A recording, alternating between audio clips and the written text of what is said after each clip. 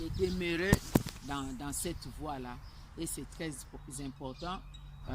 Vous-même, les anglophones qui êtes ici, vous avez l'adage qui dit don't change the way of your life just because you change country.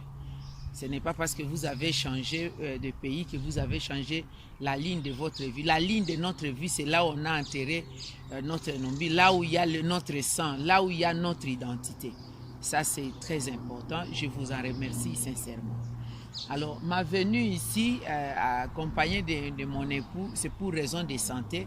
Comme vous savez, il y a les structures de santé dans notre pays laissent à désirer. C'est vrai qu'il y a beaucoup d'efforts dans les privés qui se font, mais pour des raisons vraiment strictement de sécurité personnelle, compte tenu de notre position, c'est un peu difficile de se soigner. Pour des petits bobos, ça peut aller, mais une maladie où vous êtes obligé de rester 2-3 jours à l'hôpital, avoir une intervention chirurgicale, c'est un peu risqué que de le faire au pays où si le médecin peut garder l'anonymat lors de l'opération, les autres staffs ne vont pas garder, même les infirmiers ne vont pas garder. Et vite fait, on peut interchanger des produits et vous perdez une vie comme ça. Vous serez en train de dénoncer, saisir des instances judiciaires ou des instances des droits de l'homme, mais c'est trop tard. La personne est partie. Donc, Dieu nous a demandé aussi de savoir nous préserver nous-mêmes. Ben voilà, c'est pour toutes ces raisons que moi, je vous remercie. Alors, nous sommes venus pour raison de santé, mais malgré cela, les responsabilités qui sont les miennes, spécialement, après le sénateur Jean-Pierre Bemba, c'est moi, partout où je vais, je dois ne fût-ce que échanger. Je ne peux pas venir ici et rentrer sans que M. Sandro en soit informé. Si je l'informe, je considère que j'ai informé tout le monde, parce que lui, à son tour aussi, va devoir vous informer. Si, imaginez-vous, quelqu'un me voit dans un supermarché, à l'hôpital ou comment, dans la rue, à l'aéroport, je viens, je rentre et on lui dit, on avait vu Maman Bazaïba, elle est venue, il est rentré. Elle ne m'a même pas appelé. Il va se sentir diminué. Donc, il faut valoriser. Au même moment, je diminue aussi le parti. C'est dans ces cadres-là que j'ai pris la résolution de m'entretenir avec vous. Mais ce n'est qu'une partie remise. Si tout va bien de mon côté, du côté de mon époux, on peut voir dans les prochains jours, quand je viens, nous faisons une grande activité. Pourquoi pas que je fasse un déplacement vers Cape Town ou vers Durban, là où vous allez vous-même juger, ou Pretoria, ou je ne sais pas où nous faisons cette grande activité. Alors, la situation au pays, et je vais essayer de recadrer, comme il y a beaucoup de choses, je vais essayer de recadrer. Maintenant, on ira des questions spécifiques par rapport à votre préoccupation. Bon, maintenant, ce qui est en vue, nous sommes en plein processus électoral. Ce processus électoral est quelque chose qui devait avoir déjà eu lieu en 2016. Ça n'a pas eu lieu en 2016 tout simplement parce que Kabila ne veut pas partir. Comme il ne veut pas partir conformément à la Constitution promulguée par lui-même, où il a prêté serment devant Dieu et la nation d'observer et de le faire observer, il a ainsi peaufiné plusieurs stratégies pour qu'il puisse rester.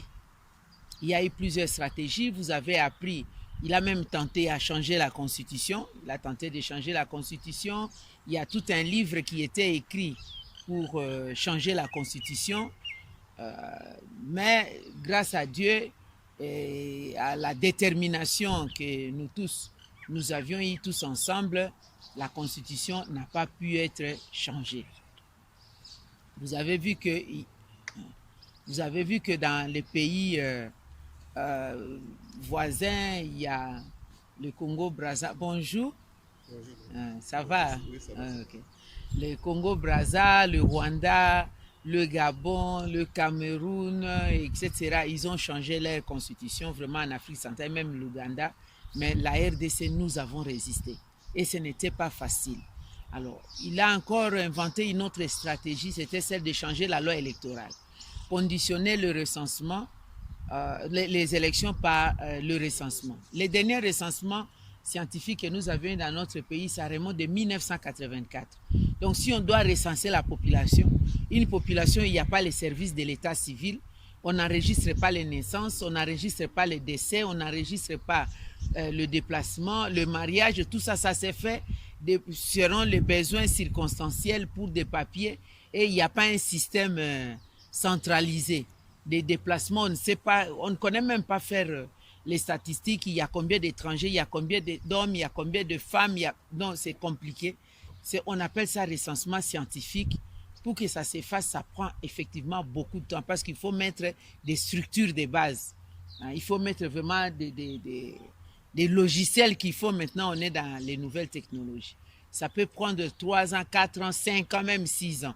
Parce que c'est un processus. Pendant que vous enregistrez, il y a des gens qui meurent, il y a des gens qui naissent, il y a des gens qui se déplacent. Donc il faut être en mesure de consolider ça. Comme on est dans les néants, ça prend beaucoup de temps. Alors, conditionner l'organisation des élections à la fin du recensement, donc c'est là où il vaudrait à dire trouver une stratégie d'aller au-delà. Et le mot que nous avions trouvé, c'était le mot glissement, qui a fait mouche, tout le monde a parlé du glissement et tout ça. Là encore, nous avons contré cette stratégie-là et comme on a essayé de le faire, la manière dont on avait fait pour la Constitution, à l'intérieur du Parlement, ça nous a dépassé. Nous nous sommes avoués vaincus, on a dit non, non, non. Il faut demander secours à l'extérieur. C'est les secours que nous avions demandé à l'extérieur dans les années 2015 où nous sommes sortis dans la rue. Et il y a eu des dégâts que vous avez connus, des morts et tout ça, la répression sanglante. Et là, ça s'est soldé avec la fosse commune à Maluku. Les gens qu'on avait arrêtés, on a perdu beaucoup déjà. Il y a eu beaucoup de disparus. Vraiment, le sang a coulé pour que nous puissions obtenir qu'il y ait l'alternance. Il a vu que de ces côtés-là, il n'a pas pu avancer. Nous aussi, nous avons contré. Il a trouvé une autre stratégie, c'est la stratégie du dialogue. Il est allé raconter à tout le monde qui veut l'attendre, qui veut dialoguer avec l'opposition, il veut dialoguer avec la société civile pour se préparer à aller aux élections. Pourquoi? Parce que selon lui-même, Kabila, il n'a pas une jurisprudence dans notre pays où il y a un président qui a terminé son mandat et qui est parti. Alors, il voudrait savoir comment il devait s'y prendre. C'est comme si les choses n'étaient pas bien classées dans la Constitution. Alors, il y en a qui ont mordu à la maison pour aller dans ces dialogues. Nous aussi, le MLC, nous étions partis dans ces dialogues-là, mais après qu'il y ait eu beaucoup de pression, parce que dire non à un dialogue, ce n'est pas facile. Le dialogue, c'est une vertu. On recommande même des dialogues à la maison, en famille, dans toute la société. Mais lorsque nous disions non au dialogue, on pensait que nous sommes des ventes en guerre. C'est d'ailleurs ça l'argument qu'on avait utilisé. Mais nous avions expliqué à qui voulait nous entendre, nous comprendre, que ce soit les partenaires internationaux. Nous avons parlé même avec la société civile, les locaux. Nous leur avons dit, au Congo, c'est très dangereux d'accepter les dialogues politiques. Parce que dialogue au Congo signifie asseyons-nous, parlons et partageons le pouvoir. C'est ça toute la difficulté. Et nous ne sommes pas prêts à aller nous asseoir, partager le pouvoir en violation des règles établies. La manière de gérer le pouvoir au pays, c'est déjà placé dans la Constitution. C'est pourquoi vous aviez entendu que nous avions dit non au dialogue. Mais bon, lorsque les prêtres ont organisé ces dialogues-là, nous sommes allés, nous avons dit on n'allait pas pour partager le pouvoir. Le MLC a dit nous ne partageons pas le pouvoir.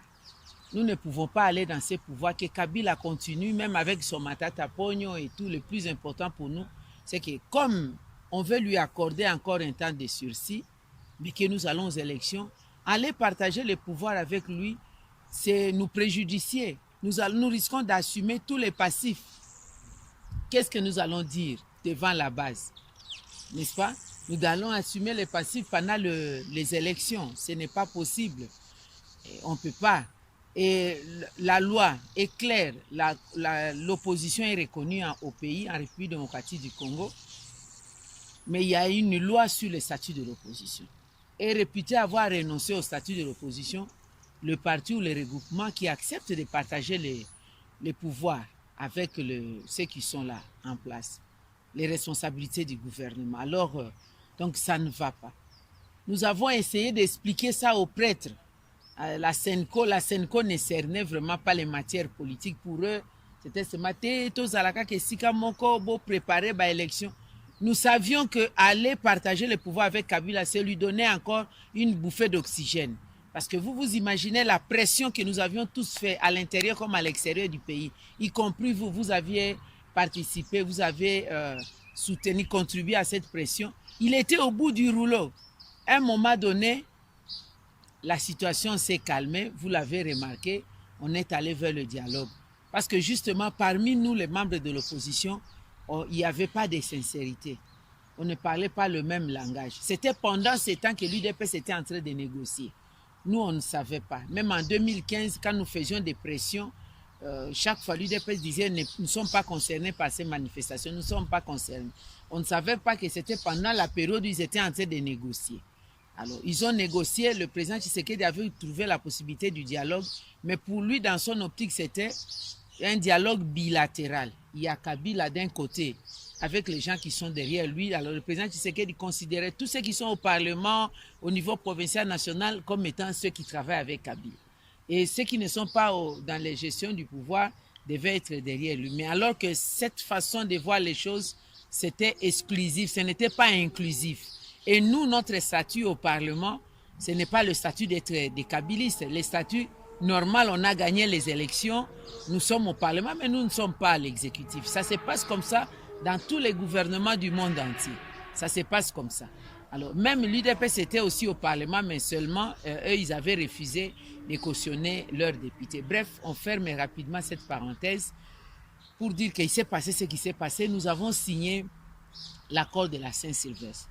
Ça, c'est aussi quelque chose d'important lorsque chaque fois, comme MLC, on vous taquine pour dire « Ah, vous êtes proche du pouvoir, vous aviez refusé de signer et puis finalement, vous avez signé l'accord, les arrangements particuliers. » Nous avions refusé de signer l'accord. Pourquoi? Parce qu'on voyait déjà que cet accord-là est porteur de germes de conflits, des germes de non-réalisation, de non-application.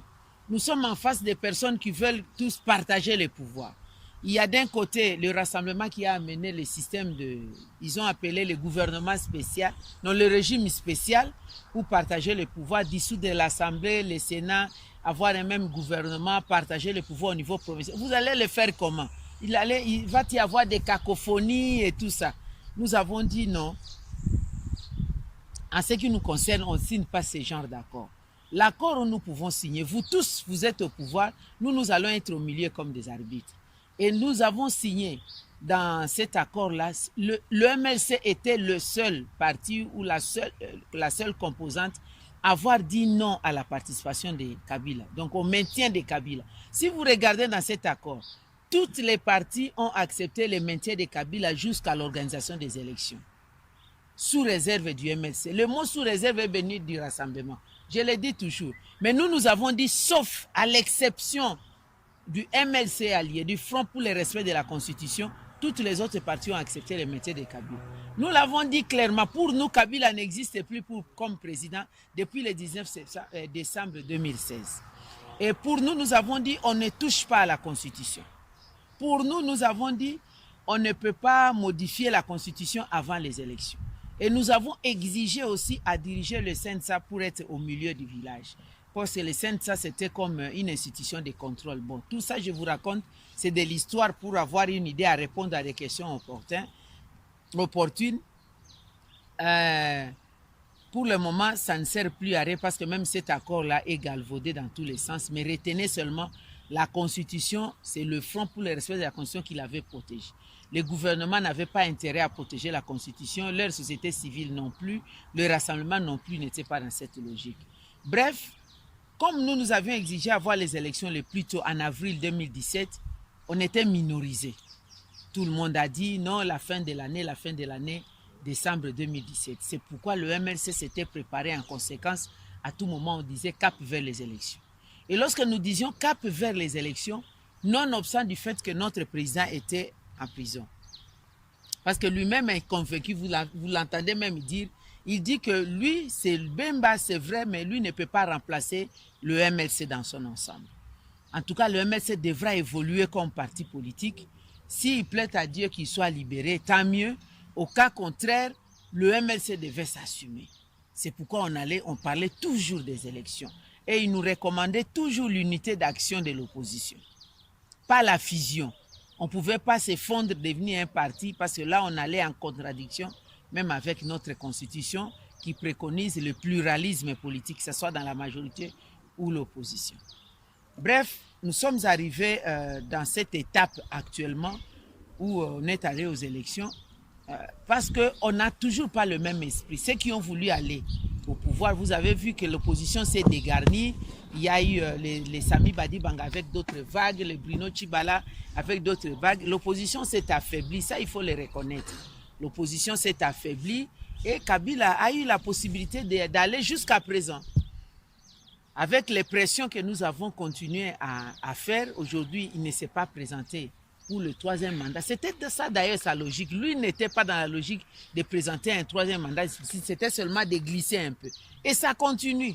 Cette idée d'aller au-delà, ça continue. Si nous ne prenons garde, il ne peut pas y avoir des élections.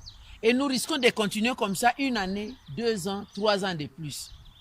Il a désigné son dauphin. Pour lui, il considère qu'il vient de dégonfler une autre pression. Il cherche toujours des stratégies de dégonfler la pression, donner l'impression que tout va bien, on évolue dans les bons, alors que non, il n'est pas dans cette logique.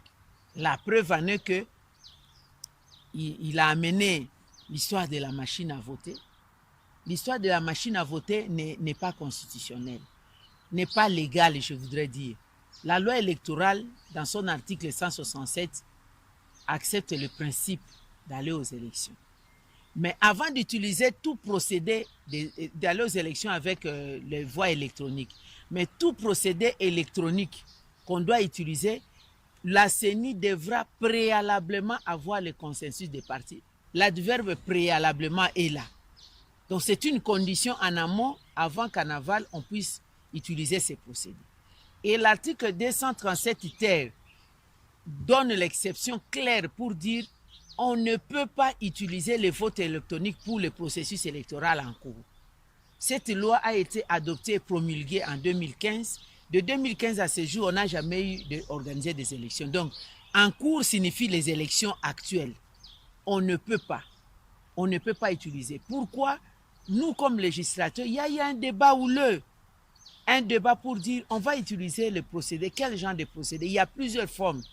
La machine imprimante à voter, la machine à voter, on vote électroniquement avec des comptages électroniques ou on vote à l'électronique, on imprime à papier. Il y a plusieurs procédés, mais nous avons dit, compte tenu de notre condition actuelle, de 2006 à ce jour, on a formé notre base seulement par le bulletin à papier. Comment faire une croix ou faire un OK, là où on vote, on a formé la base seulement à ça. Nous avons plus de 80% des analphabètes. Même les lettrés ne savent pas utiliser, quelqu'un peut être licencié, docteur en ceci, ou ne savent pas utiliser des ordinateurs, des téléphones Android, aller dans les WhatsApp et tout. Vérifiez ça dans vos membres de famille, vous verrez. Il y a des gens à qui vous disent, ah, bah, comme on a vu, bah, WhatsApp, bah, Facebook, justement, la machine actuelle, c'est tactile.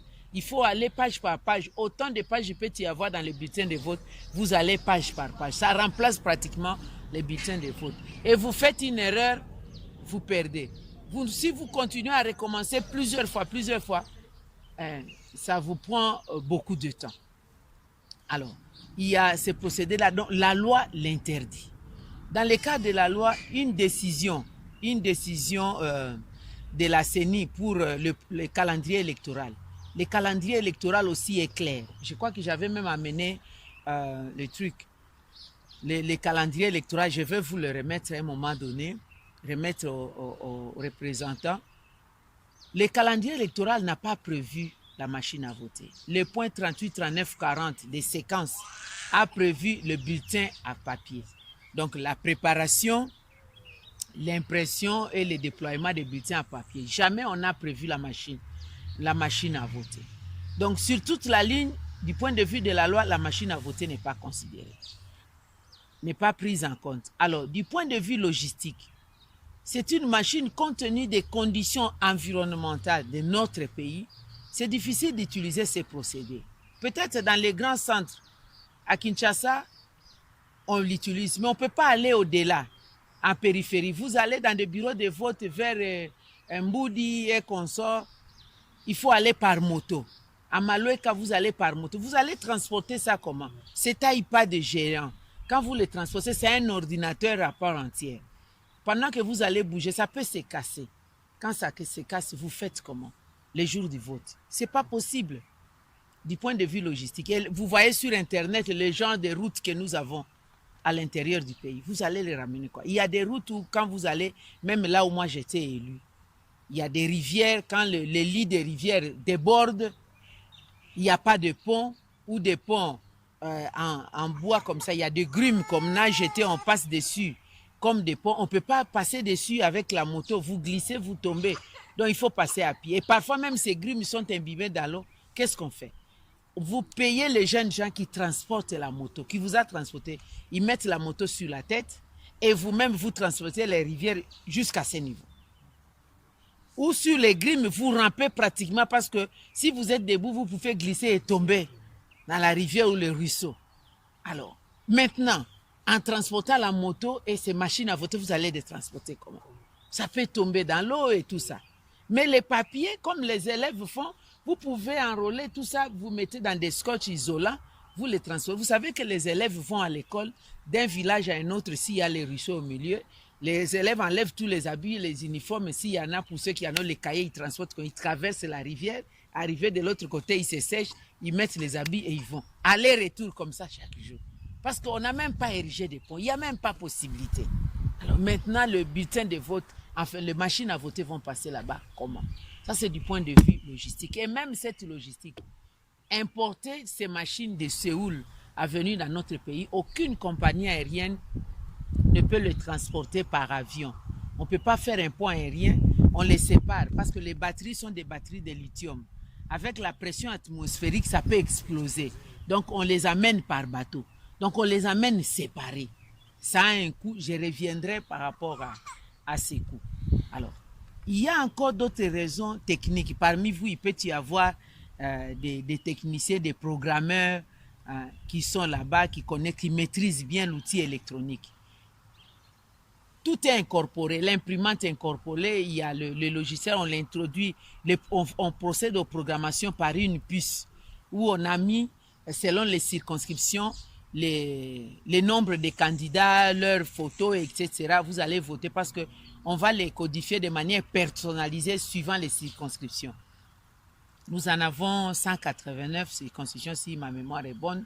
Alors, partout, on les fait ainsi, de manière spécifique.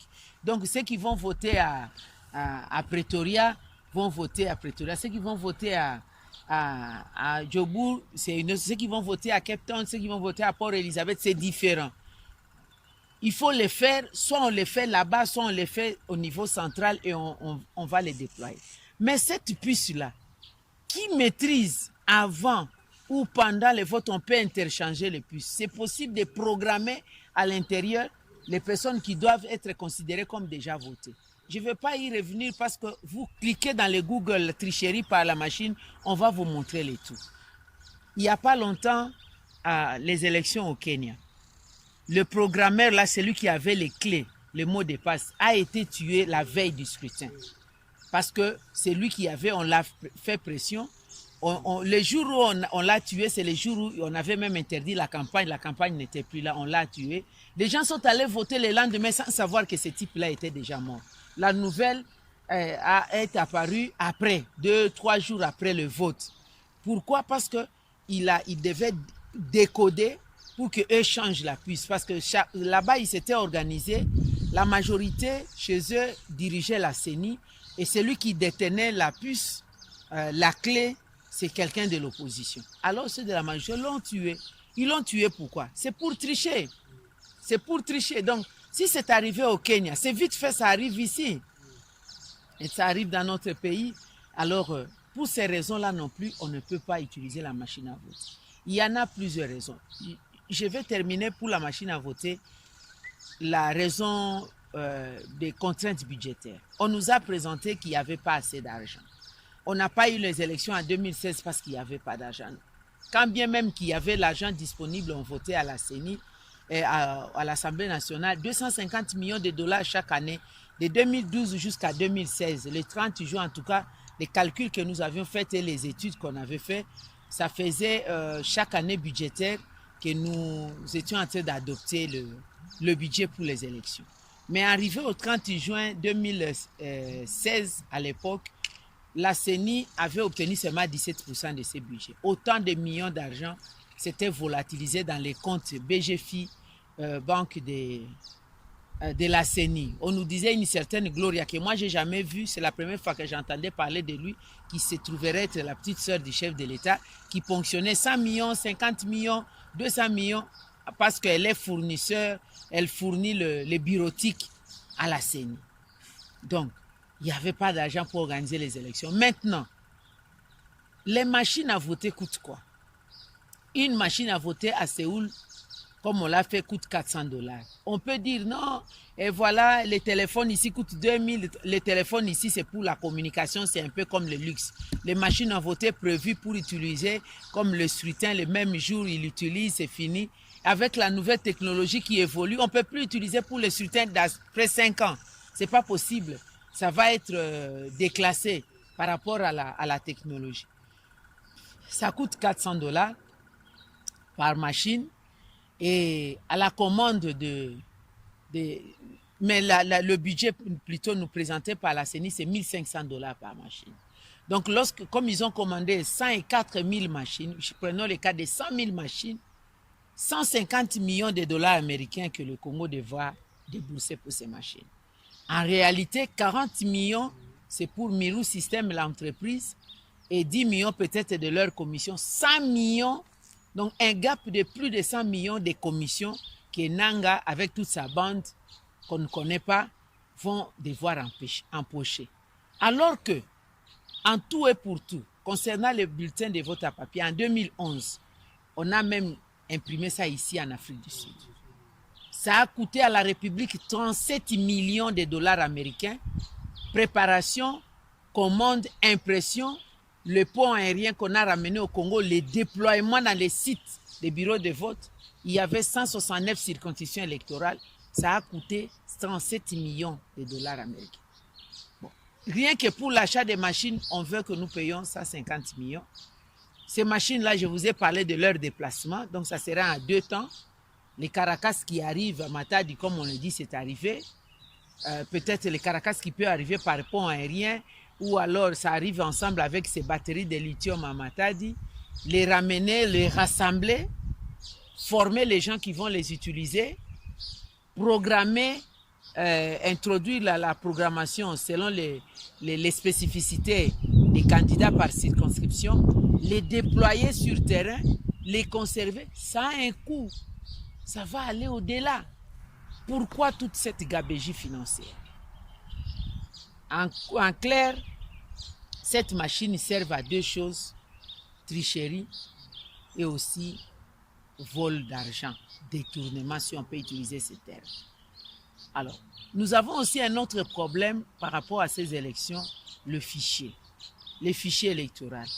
Nous avons dit qu'on enrôle des gens par rapport à l'identification biométrique. Quand on parle de biométrie, pour les techniciens des nouvelles technologies, biométrie, pour identifier une personne biométriquement, c'est 2 choses principales. Il y en a plusieurs, mais la photo de la personne et les empreintes. La photo et les empreintes. On peut mettre la photo de n'importe qui, mais c'est les empreintes qui donnent vraiment la véritable identification de la personne. Quand vous avez 6 millions de personnes enrôlées qui n'ont pas d'empreinte, donc toyebite eza banane, seulement des photos. Et vous avez à peu près 1 million et quelques 100 photos. Vous avez d'autres 700 000 et quelques avec seulement un doigt d'empreinte. Il y en a encore qui n'a pas de genre. On ne sait pas si c'est un homme ou une femme. La partie du genre, dans l'identité, il n'y a pas. Alors que vous savez que la date de naissance, c'est une identification importante. Il n'y a pas de date de naissance. On ne sait pas si c'est un homme ou une femme. Et tous ces genres d'irrégularités, d'autres des enfants, tous ces genres d'irrégularités, ça nous fait à l'arrondi plus ou moins 10 millions. Parce qu'ils ont enrôlé 46 millions. Ils ont dit avoir nettoyé. Et c'est resté à peu près 35 millions, mais il y en a encore. Alors, notre crainte, c'est quoi? C'est que ces chiffres-là de 10 millions soient mis de côté pour gonfler les votes de certains. Pendant qu'on sera en train de voter, on vote un candidat, prenons le cas du président de la République, candidat X de la majorité, Y de l'opposition, X de la majorité, pendant que celui de l'opposition a une voix, celui-là a déjà 10 millions et une voix. Donc on ajoute seulement des voix chez lui. Alors, on dit que nous sommes de mauvaise foi. Non, nous ne sommes pas de mauvaise foi. On fait juste des analyses, même n'importe qui peut le faire. Comment c'est possible, il n'y a pas d'empreinte quand vous enrôlez? C'est vrai que la loi reconnaît que tout le monde ne peut pas avoir d'empreinte. Il y a des cas des amputés. Quand quelqu'un est amputé et manchot, on ne peut pas l'interdire de voter parce que pour telle ou telle raison, ça peut être diabétique, ça peut être ceux qui travaillent à la machine, etc. Au lieu de 10, ça cause à la 5. Ou tout simplement, pour plusieurs raisons, je l'ai dit. Mais ça se signale lorsque vous remplissez, vous arrivez là où il n'y a pas d'empreinte, mettez l'empreinte, vous disiez non, pas d'empreinte, et vous donnez la raison pour que la machine vous donne l'autorisation d'évoluer dans les remplissages. Je ne sais pas si vous comprenez. Et ça, c'est l'explication qu'on donne. Il y a des gens qui travaillent pour les métiers durs. Quand ils mettent des empreintes comme ça, ça ne montre pas. Ça aussi, on reconnaît. Mais il y a des explications. Est-ce que vous voulez dire que systématiquement, ces cas d'exception, on trouve plus de 6 millions? Vous savez ce que ça représente, 6 millions? Au Congo-Brazza, le Congo dans l'ensemble, c'est 4 200 000 habitants. Vous avez en Guinée, c'est 2 600 000. Il y a d'autres villes comme Mauritanie, c'est 1 million. Donc, vous pouvez prendre comme ça 2-3 pays. Est-ce que c'est ça? Donc, là déjà, n'importe qui peut comprendre qu'il y a un problème. Expliquez-nous maintenant quel genre de problème il y a. Et en plus, vous avez appris que le secrétaire particulier de M. Okitundu a été attrapé avec des cartes d'électeurs vierges. Des milliers de cartes. Il y avait 8 millions ou 4 millions de cartes d'électeurs vierges. Dans des valises, et on l'a attrapé. Avec. Pourquoi faire? Ça, c'est un fait.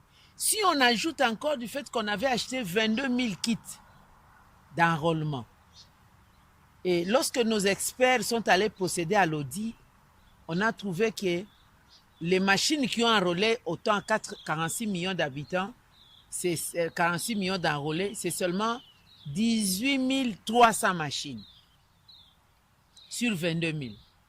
3 700 machines, on ne sait pas où ça se trouve. Donc, on s'imagine que 3 000 machines, ils ont certainement dû donner na Batuna Bango.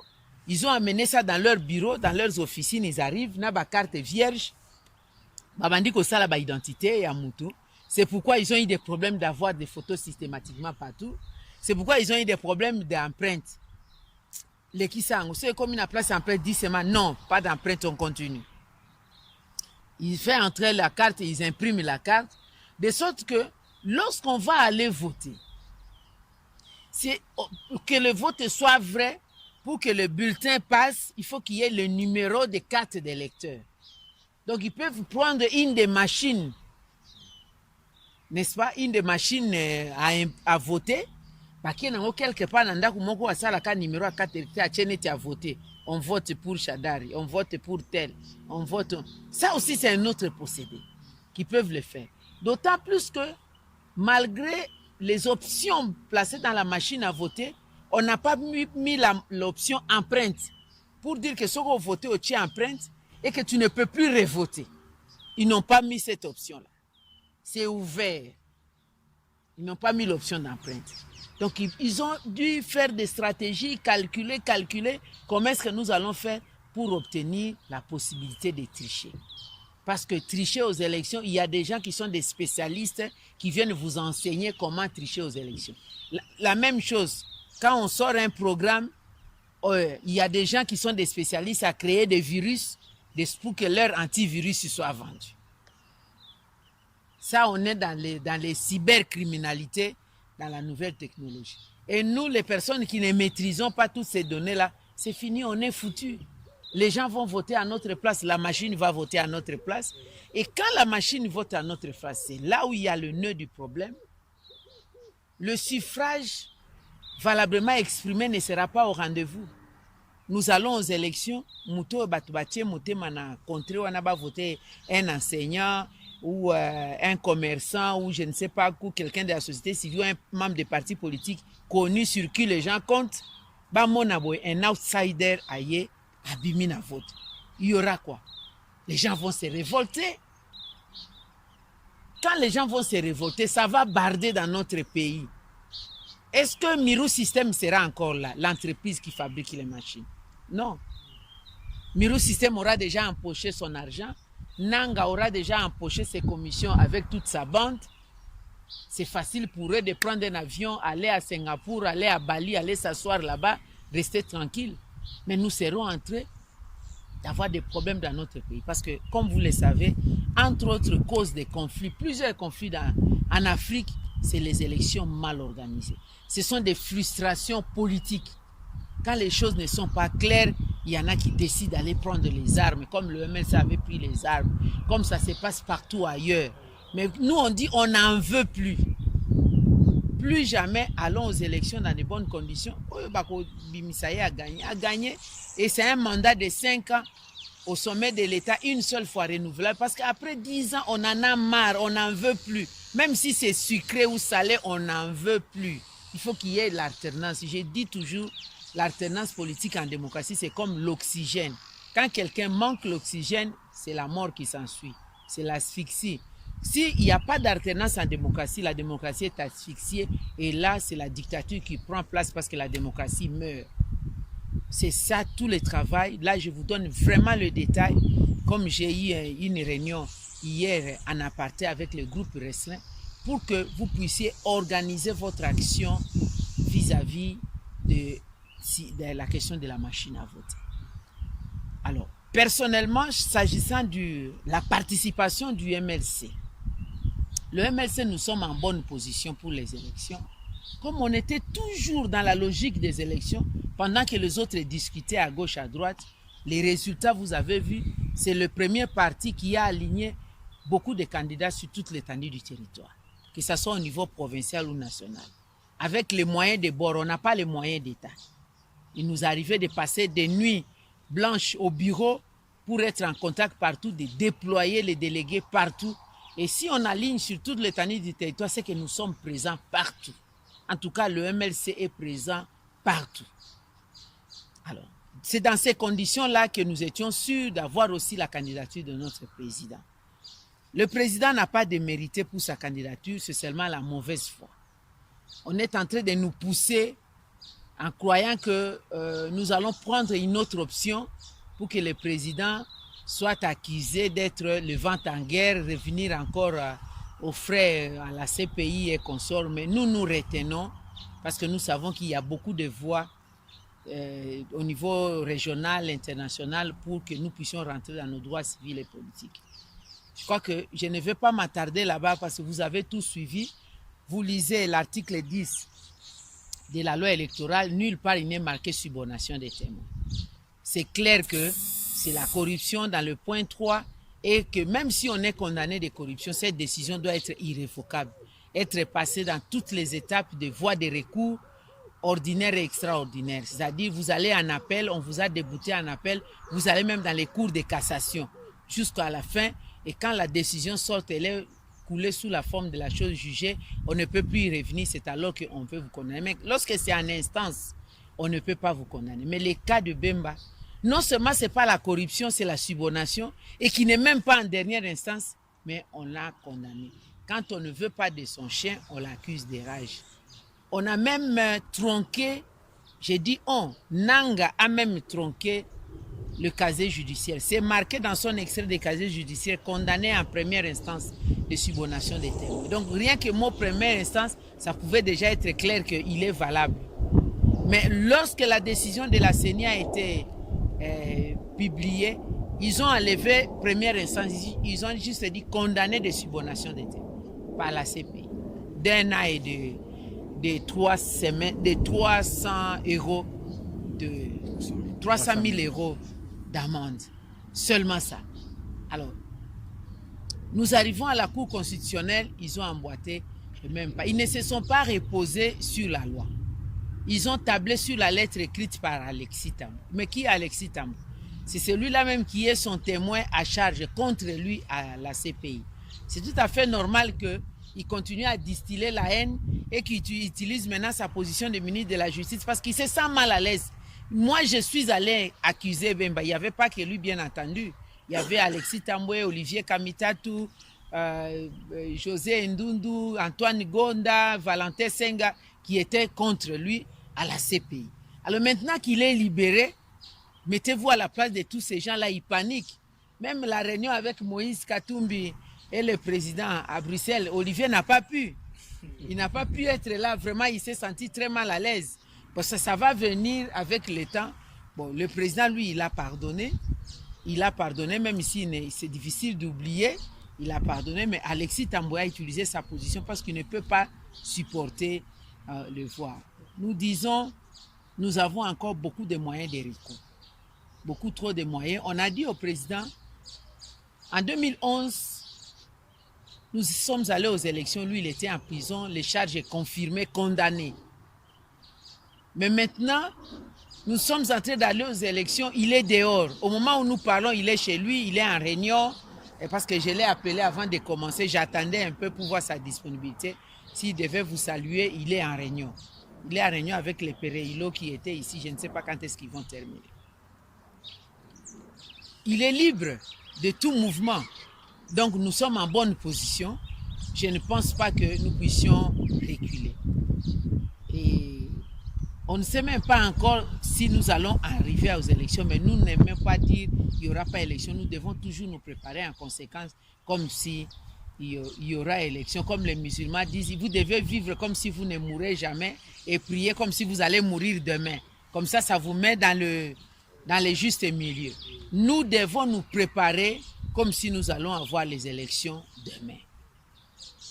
Nous devons aussi continuer à vivre clairement comme si élections allaient à la tête, nous devons vivre. Donc comme ça, nous sommes pour ne pas être trop stressés, mais nous préparer en conséquence. Alors, nous prenons l'unité de l'opposition. Vous avez ceux qui ont suivi les messages. Le président a parlé hier à la Fédération de Kinshasa.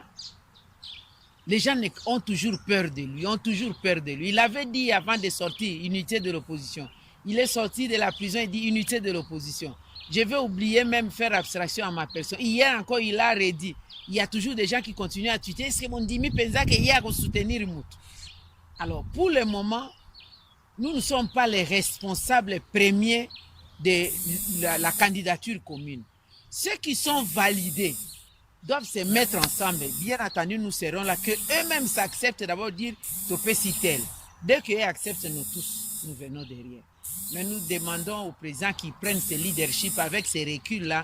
Il n'est plus concerné directement. Je crois qu'il va être comme l'arbitre au milieu pour pousser à des gens. Nous allons avoir le meeting le 29 pour parler aussi de toutes ces questions-là. Et nous sommes en train de nous préparer. Mais je voudrais vraiment qu'au niveau d'Afrique du Sud, vous preniez le leadership. Il y a l'ANC qui a commencé une action. Vous pouvez leur écrire, de remercier leur implication pour de bonnes élections au Congo, parce que l'ANC a des inquiétudes que ça bascule. Si ça bascule négativement au Congo, nous risquons tous d'en payer. La déstabilisation de la région de la SADC, les richesses d'Afrique du Sud, les richesses du Congo peuvent booster la SADC comme une région vraiment riche et extraordinaire, parce qu'on a des richesses du sol et du sous-sol. Nous pouvons au niveau de l'Afrique, de la SADC, nous suffire, nous autosuffire, et les autres dépendent de nous. Donc le Congo a un rôle à jouer. Si vous écrivez à l'ANC, ça ce sont des actions diplomatiques, et vous faites aussi des actions en direction de la Corée contre la machine à voter, je crois que ça va nous servir de beaucoup. Alors, s'il y a d'autres questions spécifiques, vous pouvez poser. Je suis allé vraiment dans les détails, comme c'est la première fois qu'on parle avec vous. ça vous permet d'avoir une idée. Parce que je me mets toujours à votre place. Quand je lis les messages, les discussions dans des réseaux sociaux, il y en a qui ont du mal à devoir tenir un discours. Lorsqu'on vous critique, le MLC, vous manquez parfois des mots. C'est pourquoi c'est important, quand nous sommes ensemble, nous saisissons l'opportunité pour ce genre de détails. Voilà, moi, je vais me disponibiliser à certaines questions d'éclaircissement avant que nous puissions nous séparer.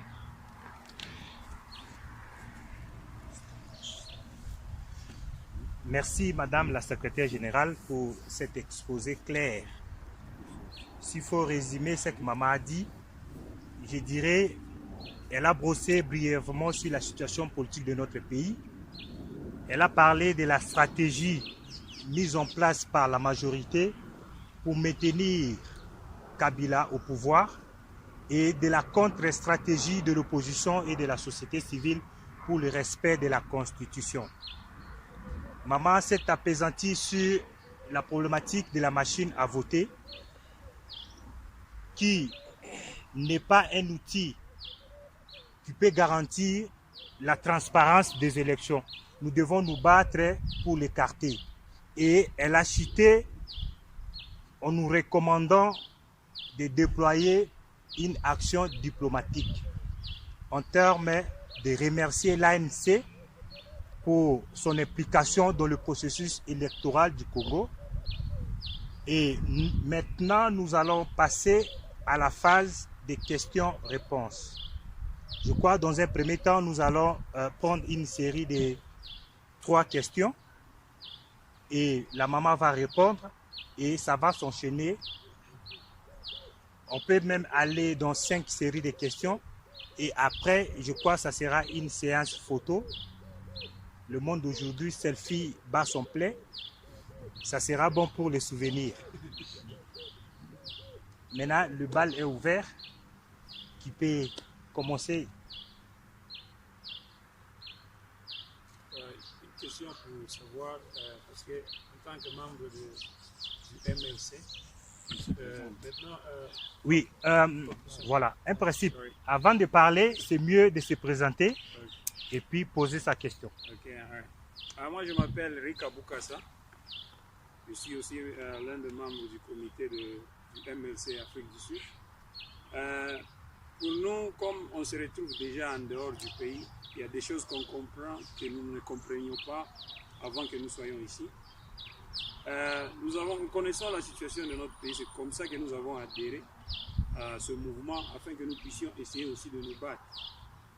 Maintenant, ma question c'est de savoir, comme notre candidat que nous représentons en ce moment, il a été écarté des élections. Y a-t-il une stratégie venant du MLC pour que nous puissions, parce que nous savons que toutes ces accusations sont fausses, est-ce qu'il y a-t-il une stratégie afin que nous puissions nous battre, afin qu'il soit reconsidéré?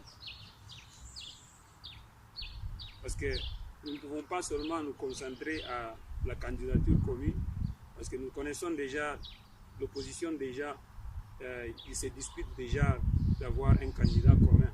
Mais dans le cadre du MLC, est-ce qu'il y a-t-il quelque chose que nous pouvons faire pour que nous puissions toujours revenir afin que notre candidat soit reconsidéré? Ok, merci pour ta question. Qui d'autre? Oui, vous avez la parole. Oui, moi c'est Alain Gandou. Ma question est la suivante. Avant que j'aille d'abord à la question, je veux dire que nous avions entendu ce que la maman a dit. C'est notre souci aussi de nous battre afin que la machine à voter soit écartée des élections. Mais ma question est la suivante. Nous avions eu les élections en 2006. Kabila a volé la victoire face à notre président. Il n'y avait pas la machine à voter. Nous avions eu encore les élections en 2011. Il a volé encore la victoire. Il n'y avait pas toujours de machine à voter. Pardon. Et maintenant, nous allons partir dans les élections en 2018, en ce décembre.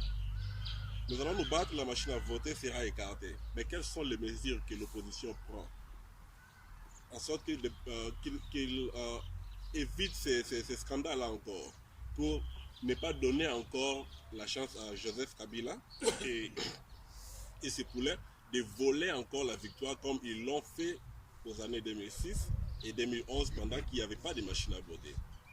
Quels sont les moyens, quelles sont les pressions que nous allons mettre pour qu'il n'y ait plus de vols? Okay, merci bien. Et la dernière personne?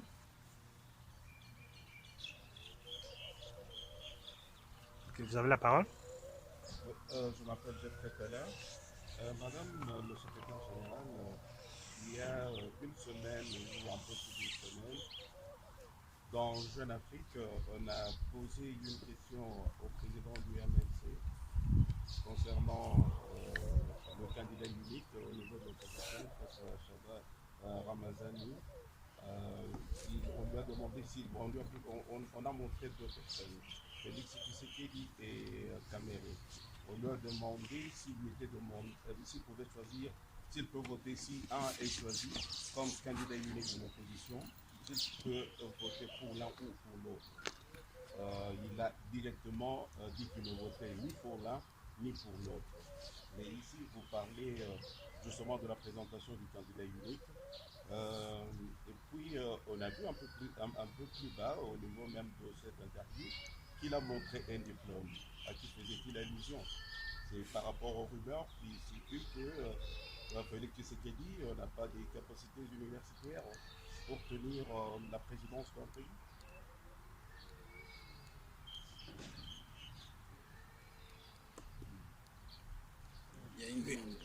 Oui, je crois qu'on peut clôturer. Ça sera une deuxième série. Maman va répondre à ces trois questions. Et après, on va prendre pour la deuxième série. Ok. Alors, stratégie pour la reconduction du candidat du MLC à la présidentielle. Qu'est-ce que vous pouvez faire? Mais les choses sont déjà être faites. Si au niveau national, nous avions eu la Cour constitutionnelle qui, en violation de tous les principes du droit, a écarté sa candidature, il y a le niveau régional. Le niveau régional, nous avions déjà introduit les recours à la Commission africaine des droits de l'homme.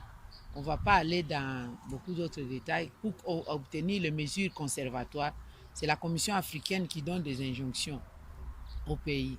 Alors ça, on va voir maintenant l'accélération de cela par rapport à la candidature à la présidentielle. Le calendrier électoral prévoit que le 19, on puisse publier toutes les listes. On avance. Si c'est une mesure de réhabilitation, nous allons voir la décision qui viendra au niveau de la Cour africaine. Mais si ça dépasse les calendriers par rapport aux élections du 23 décembre, ce n'est pas la fin du monde.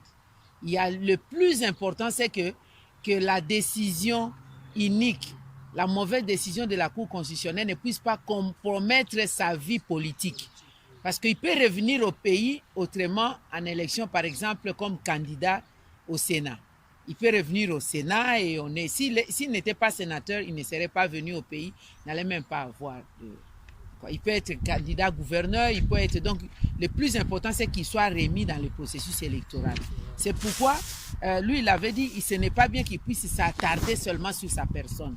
Parce qu'en politique, si vous vous attardez seulement sur votre personne, imaginez-vous, ça c'est l'invalidation de la Cour constitutionnelle. Et s'il mourait? Il peut aussi mourir. Donc, on ne peut pas être bloqué sur sa personne. En politique, quand on est bloqué seulement sur un individu, c'est compliqué, vous n'avancez pas. Il faut que le parti roule. Mais ce que vous pouvez faire, c'est à travers les représentants, les comités, parler aux représentations ici. Par exemple, vous pouvez demander, si vous avez toutes ces données, vous demandez par exemple à la Cour, les High Court ici, comment est-ce que ça se fait? La décision chez nous, pour invalider voici les conditions pour être candidat. La loi électorale est là. Alors, mais le cas de Mbemba n'est pas dans ces conditions-là. Comment ça s'est fait? Quels sont les conseils que vous nous donnez? Donc, avoir un peu de contact. Vous savez, les responsables des high courts se rencontrent comme des avocats. Il y a une association internationale des avocats. Il y a aussi les responsables, tous les présidents des cours à travers l'Afrique se rencontrent parce qu'il y a des gens de Common Law, il y a déjà des Common Law et puis il y a des gens des groupes germano-romains qui se rencontrent aussi Ça, c'est important. C'est une jurisprudence que nous ne voulons pas que ça puisse arriver dans le monde. Par exemple, la République sud-africaine est signataire du statut de Rome. Nous avons écrit, moi j'ai saisi aussi la Cour pénale internationale pour leur dire qu'ils puissent se prononcer. Tous les ambassadeurs des États signataires des statuts puissent se prononcer. Parce que la manière dont le gouvernement congolais, l'État congolais s'est comporté, cela équivaudrait à dire tous les États membres des statuts de Rome peuvent dénaturer, galvauder les arrêts de la Cour pénale internationale comme ils l'entendent. Parce que la manière dont ils ont appliqué cet arrêt n'est pas normale. Dans la procédure normale, même si Bemba a été condamné de graves crimes où il était poursuivi, s'il n'était pas acquitté, quand il est condamné, avant que cette condamnation ne soit appliquée dans son pays, dans n'importe quel pays, il faut que cet État-là écrive à la Cour pour demander la procédure d'application. On appelle ça les exéquaturs. C'est comme ça que ça se passe dans la procédure normale du droit, mais cela n'a pas été fait. Et vous pouvez aussi continuer à faire des pressions politiques au niveau des parlementaires. Quand les parlementaires en parlent, j'ai vu plusieurs fois les parlementaires sud-africains le dire, parce que je me focalise dans votre pays, les ambassadeurs des autres États pour dénoncer cela, regarder ce qui est arrivé, donner l'information, parce que quand vous donnez l'information, on va isoler les Congos. À un moment donné, on va leur dire, c'est important vraiment que ça se soit connu. Parce que si le monde ne connaît pas, on peut vous tuer comme ça dans l'anonymat. Sinon, ça va revenir encore une seconde fois pour une autre personne. La question importante de M. Ngandu, c'est vrai, on nous a volé les élections en 2006 et en 2011. Il n'y avait pas de machine à voter. Ils ont fait autre chose, bourrage des urnes, etc. Mais maintenant, si vous vous battez pour écarter la machine à voter, quelles sont les stratégies qui seront mises en place pour qu'on ne nous vole pas? La première des stratégies, c'est l'unité d'action de l'opposition. La stratégie commune. En 2006, l'unité nous a manqué. En 2006, le président Tshisekedi n'a pas postulé. Tout ce qui comptait sur lui, qui était l'icône pour aller aux élections, les voix étaient éparpillées. Il y avait 32 candidatures. Les voix étaient éparpillées. Comme ces voix étaient éparpillées, heureusement pour nous, on avait 2 tours. Au premier tour des élections, Kabila, après bourrage des urnes, a obtenu 44%. La réponse est seulement que 56% des Congolais, qui se trouvent être la majorité, n'ont jamais accepté Kabila. Mais ces 56% des Congolais n'avaient pas la canalisation de leur voix par un leadership commun. Il y avait des voix chez Kachala, chez Kizenga, chez Nzanga Mobutu, chez Bemba, XY. Mais dans les groupes de 56% de ces Congolais éparpillés, il n'y a que Bemba qui était qualifié. Normalement, tous les autres, ceux qui se disaient candidats à la présidentielle de l'opposition, devaient au deuxième tour soutenir celui qui était qualifié. Cette fois-là, ce n'est pas par des combinaisons, mais c'est le peuple lui-même qui lui a donné des voix en majorité par rapport à la pléiade des candidatures. Tous les autres devaient aller là-bas. Au mois de juillet, on a voté au premier tour. Le deuxième tour, c'était au mois de novembre. Il a suffi 4 mois pour ceux qui étaient opposants en juillet. Ils sont devenus majorité en novembre.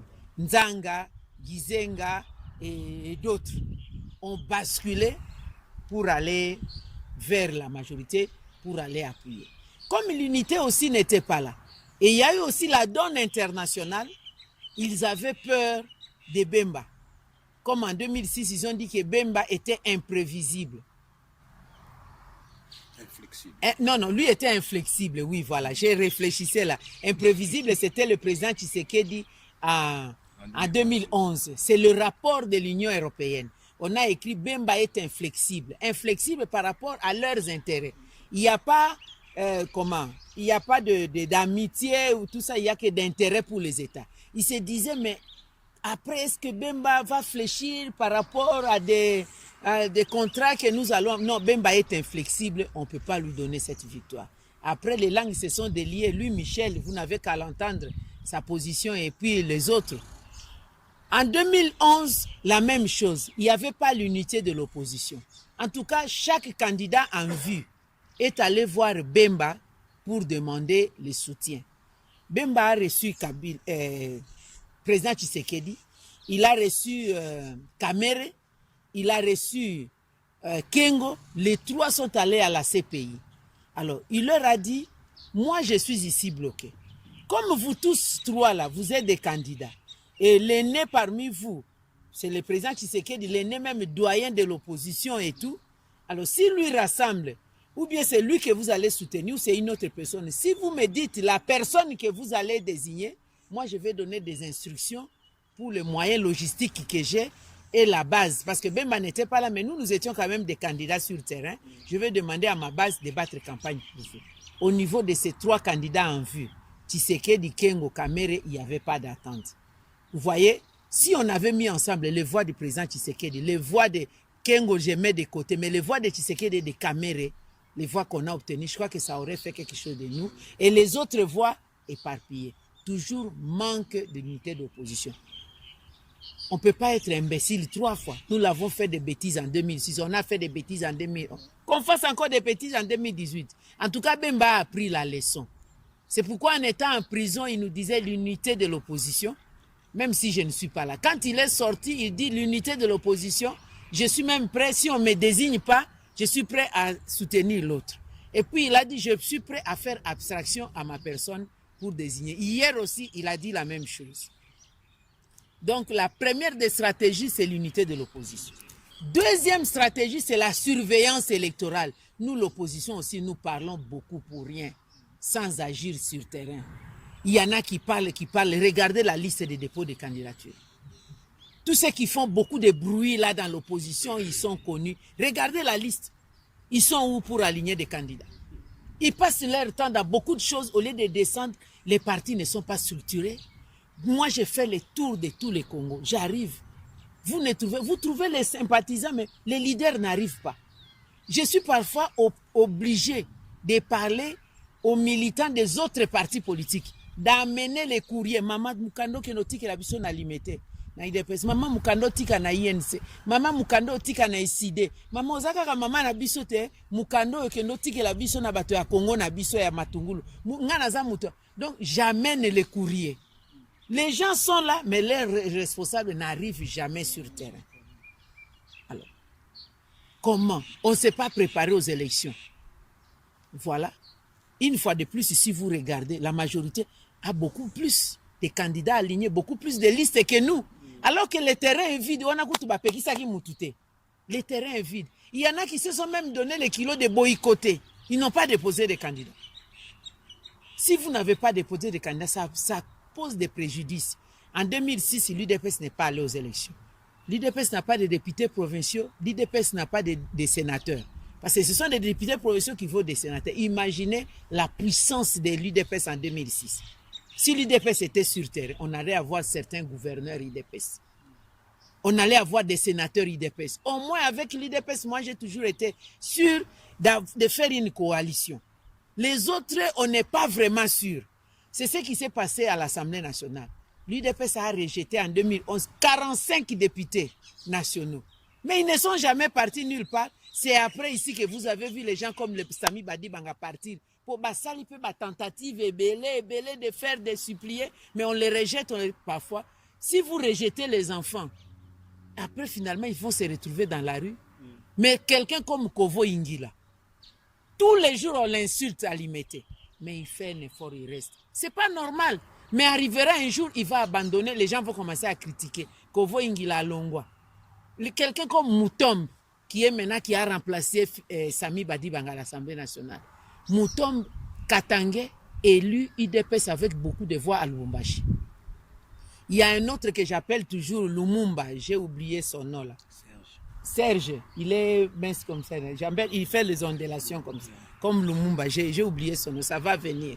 Celui-là aussi, on les rejette toujours. On ne veut pas l'écouter, mais il reste IDPS. Lors des dépôts de candidature, ils viennent me voir et disent, maman,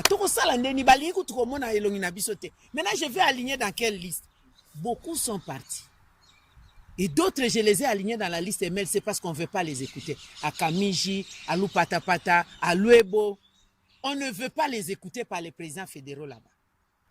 Ils sont là-bas. Mais il y en a qui eux-mêmes sont allés postuler, ils ont payé la caution eux-mêmes. Donc ça aussi, c'est une autre stratégie pour dire que malgré qu'on les a chassés, ils demeurent fermes. Mais ceux qui sont partis parce qu'on ne s'est pas occupé d'eux.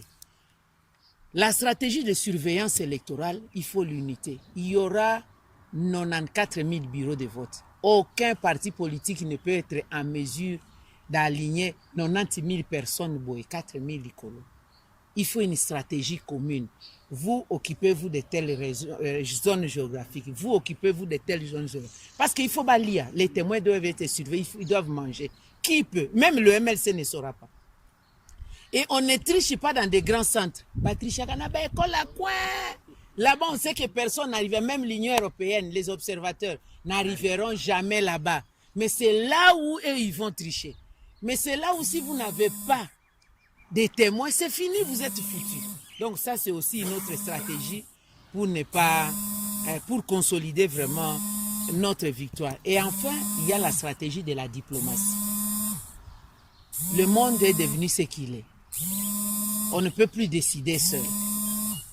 Mais nous ne devons pas montrer, je préfère dire, nous devons donner des garanties aussi aux partenaires internationaux qu'ils ne peuvent pas bouffer seulement quand Kabila est là.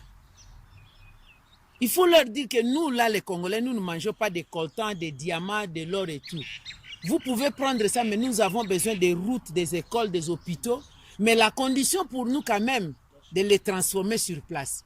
Vous créez les contrats, les coltans, vous les transformez pour que nous obtenions des emplois. D'ailleurs, nos employés seront des ouvriers. Ils ne vont pas gagner, peut-être 100 employés, l'ensemble de leur rémunération, ça serait pour vous un seul expert. Donc, venez, vos experts ils doivent venir, mais construisez les usines de transformation ici. Rassurez les partenaires comme ça. Allez voir quelqu'un comme Bill Gates. Vous pouvez le rassurer. Bill Gates, tu sais bien qu'il n'y a pas un grain de coltan qui est produit au Rwanda. Comment au côté usine et production, il y a matière première, il y a un ordinateur na Rwanda? Comment? Viens au Congo, tu vas en avoir beaucoup et on va te rassurer dans l'investissement. Et pas na bisoso ika mutoya lingaya ko produire ba papier à pam, ba taxe yao. Anera eko tunayo. Environnement. Même les jeunes viennent te demander des papiers. On vous décourage tellement que vous en avez marre. Vous déplacez la société, vous préférez aller au Congo-Brazza et vous cherchez des petits bakatselayo na babiloko. On les vend comme ça. Donc, on doit faire aussi rassurer, avoir des gens qui viennent avec des projets pour dire rassurer des investisseurs. Parce que ce sont ces investisseurs-là qui dictent la politique de leur pays. Les États-Unis est dirigé par des milliardaires qui donnent le point de vue. Nous, on voudrait que tel soit nommé tel pour que moi, mes entreprises, les gens, les responsables de Chrysler, de Ford, des JVC et tout ça, ont le droit de dire qui va être qui aux États-Unis. C'est la même chose en France. C'est la même chose. Vous ne pouvez pas faire des choses sans que les grandes entreprises ne soient informées. Les politiciens vont vers eux. Alors maintenant, ces entreprises-là, vous les mettez mal à l'aise. Ben, ils vont aller là où on peut leur donner des assurances. Ils vont aller là où on veut les donner. Nous aussi, donc, nous devons avoir le langage. Nous, là, quand nous, les opposants, nous sillonnons le monde, nous devons aussi leur parler. Souvent, les opposants n'ont pas la tendance de voir les entrepreneurs. Les opposants ont toujours la tendance d'aller voir les parlementaires, d'aller voir les décideurs, alors que dans le milieu de la société civile, dans le milieu des hommes, des femmes d'affaires, alors que dans le milieu des religieux, on ne fait pas ça. Si on dit à quelqu'un, est-ce que l'opposant à Congo, si tout le monde a Desmond Tutu, tout le monde a Boy? Non. Alors que ce sont ceux-là, tout le monde, même les rois là, des Zoulous là, comme ça, ce sont ceux-là qui ont un mot à dire. Parce que leur président peut aller s'incliner devant le roi. Mais si ce roi-là dit, j'ai reçu les Congolais ici, est-ce que tu es en contact avec des Congolais? Je pense qu'ils vont les aider. Ils vont suivre. Mais nous n'avons pas souvent. Donc la stratégie, vous devez aussi nous aider. Mais ce sont des choses que le MLC a essayé de mettre point par point, que nous sommes en train déjà de les faire. Hein, d'avoir des contacts. Même tout le temps ici, le président ne fait que ça, recevoir les gens, partir aussi voir les gens. Alors, la troisième question qui a été posée, on a posé la question à Kamere, voter entre Kamere et Tshisekedi, on a posé la question au président. Il a dit qu'il ne vote ni l'un ni l'autre. Moi, j'ai l'interview de Jeune Afrique ici. Il n'a pas dit qu'il ne votait pas ni l'un ni l'autre. Il a dit qu'il va voter quelqu'un, mais à condition que ces élections-là soient des élections qui vont nous amener... Enfin, le processus ne soit pas une parodie d'élections, parce qu'après, on n'aura rien fait. Par rapport au diplôme, il faut aussi parfois voir ce que veulent les journalistes. Avant l'interview, moi j'ai lu, avant l'interview, en dehors de micro, les journalistes lui a fait une interview pour lui demander des questions. Il dit, quelles sont les études? C'était un entretien. Qu'est-ce que vous avez fait comme études? Il dit, j'ai fait ces études, j'avais fait ceci, j'avais fait cela, j'ai fait des études. Il a montré. Ça, c'était en dehors. Maintenant, lorsque l'interview proprement dit, on lui a posé des questions, et j'ai même vu les journalistes se prendre en dehors du micro, il nous avait présenté son... Vous voyez qu'il est en train de jouer à la division. Il faut savoir lire aussi la presse. Moi, j'avais parlé au Jeune Afrique, j'avais spécialement appelé le petit ici, comment il s'appelle ce petit qui m'a interviewé ici de Jeune Afrique. Attends, j'ai oublié. Kibangula. J'ai appelé Kibangula, je lui dis. Moi, j'ai dit, ce que j'ai lu là-bas, ce n'est pas bien, je vais écrire une lettre de protestation. C'est le président qui m'a dit, gère ça bien, on va lui parler en privé. C'est un acharnement. Vous savez que Moïse a acheté toute la presse. Il ne parle pas assez. Ils ont toujours dans l'habitude de créer des confusions. Le président, moi-même, je lui ai dit, président, qu'est-ce qui se passe avec les diplômes? Il dit, ma chère, c'était une interview en dehors. Quand ils viennent, ils me posent des questions, je réponds. Et si vous êtes sûr, moi, je lui présente. Mais il utilise maintenant ça pour l'interview. Ça, ce n'est pas juste. Donc, ça donne une idée de division. Mais hier, il a parlé aux Quinois. Qu'est-ce qu'il a dit? L'unité de l'opposition. Il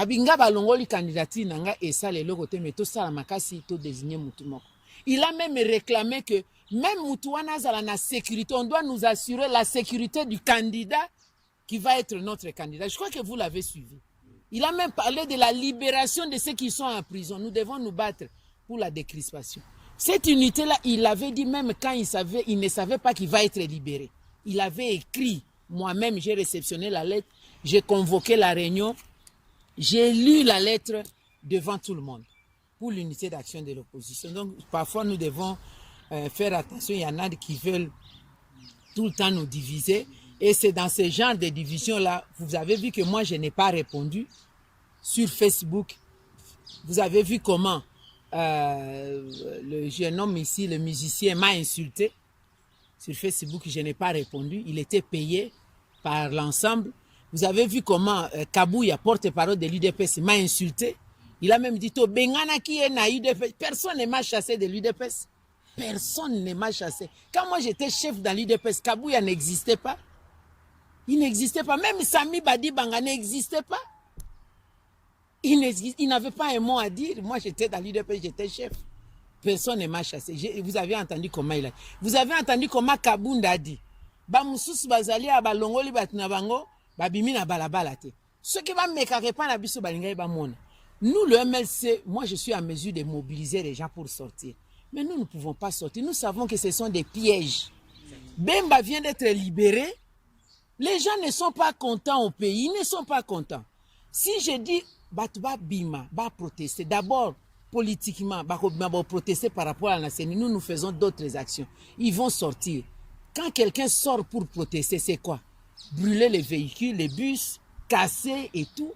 Et quand il y aura des coups de feu, on tire, il y a 2, 3, 4, 5 morts, on amplifie que c'est 10 morts. On met tout ça sur le dos de Bemba. Sur sa tête pour dire, mais vous avez eu tort de libérer ces gars, voilà, il a récidivé. Moi, je ne peux pas tomber dans ces pièges. Moi, j'ai l'expérience politique plus que même Bemba. Il y a des choses que s'il veut faire, il me dit, j'ai dit non, président, ça va passer. Ces vagues-là vont passer. Par moment, il faut avoir ce qu'on dit la politique du roseau. Le roseau, quand le vent arrive, le roseau se plie. Le vent passe, le roseau revient. Tu rentres et dis, le roseau est toujours là. Mais l'arbre est dur. Le vent arrive, l'arbre est là, l'arbre se casse. Vous passez, vous n'avez plus l'arbre. La politique du roseau, parfois, est importante. Vous allez voir avec le temps. Vraiment, prenez cette date. la stratégie que nous avons adoptée, une autre stratégie, le leadership de Bemba va s'affirmer, même s'il n'est pas président de la République. Parce qu'on ne gère pas la République seulement au sommet de l'État. Il a raté l'opportunité de la présidentielle. Il peut avoir une autre opportunité. Mais j'avais dit ça même à Moïse. Le plus important, c'est de se battre, qu'on arrache la possibilité d'ouverture, que Moïse rentre au pays. Il peut postuler comme sénateur. Il faut qu'il aligne ses candidats au niveau provincial de l'ensemble. Ils peuvent le voter comme candidat. S'il veut revenir gouverneur dans le Haut-Katanga, s'il veut, parce que c'est maintenant subdivisé, s'il veut, il peut revenir gouverneur, il peut être candidat sénateur et on peut rebondir. Ça passe vite. Qui peut imaginer que Bemba a fait 10 ans en prison? Moi-même, je n'en reviens pas que moi, là, j'ai fait 10 ans de va-et-vient en prison par an, combien de fois à l'AE. Je connais tout le monde, je connais la route par cœur. Même si je ferme les yeux de Bruxelles, j'ouvre les yeux, je sais qu'on est dans tel endroit. 10 ans. Jour pour jour, on y va. Mais ça passe vite. Hein? Donc 5 ans aussi peut passer vite. Mais tout ce que nous pouvons faire, soit on va aux élections, des bonnes élections. Si nous n'allons pas aux élections, trouvez-nous alors les possibilités d'écarter ce qui nous gêne. Mais c'est cette possibilité-là qui pose problème. Comment on va le faire? On n'a pas d'autre moyen. Donc voilà les réponses que je peux donner à cela. Je crois que ça a été clair, on est satisfait. Oui, oui. Oui, on passe à la deuxième série.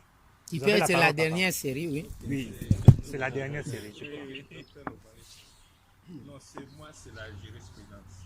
Je ne sais pas comment ils sont là-bas au pays, comment la constitution peut. Hein? Si je rejoins Kingan, tu vois, on lit, ça fait presque 59 ans, c'est long. Il y a une sorte de jurisprudence qui est vraiment, c'est ce conseil que je donne aux gens qui se posent. Je pense qu'il faut oublier cette histoire de jurisprudence.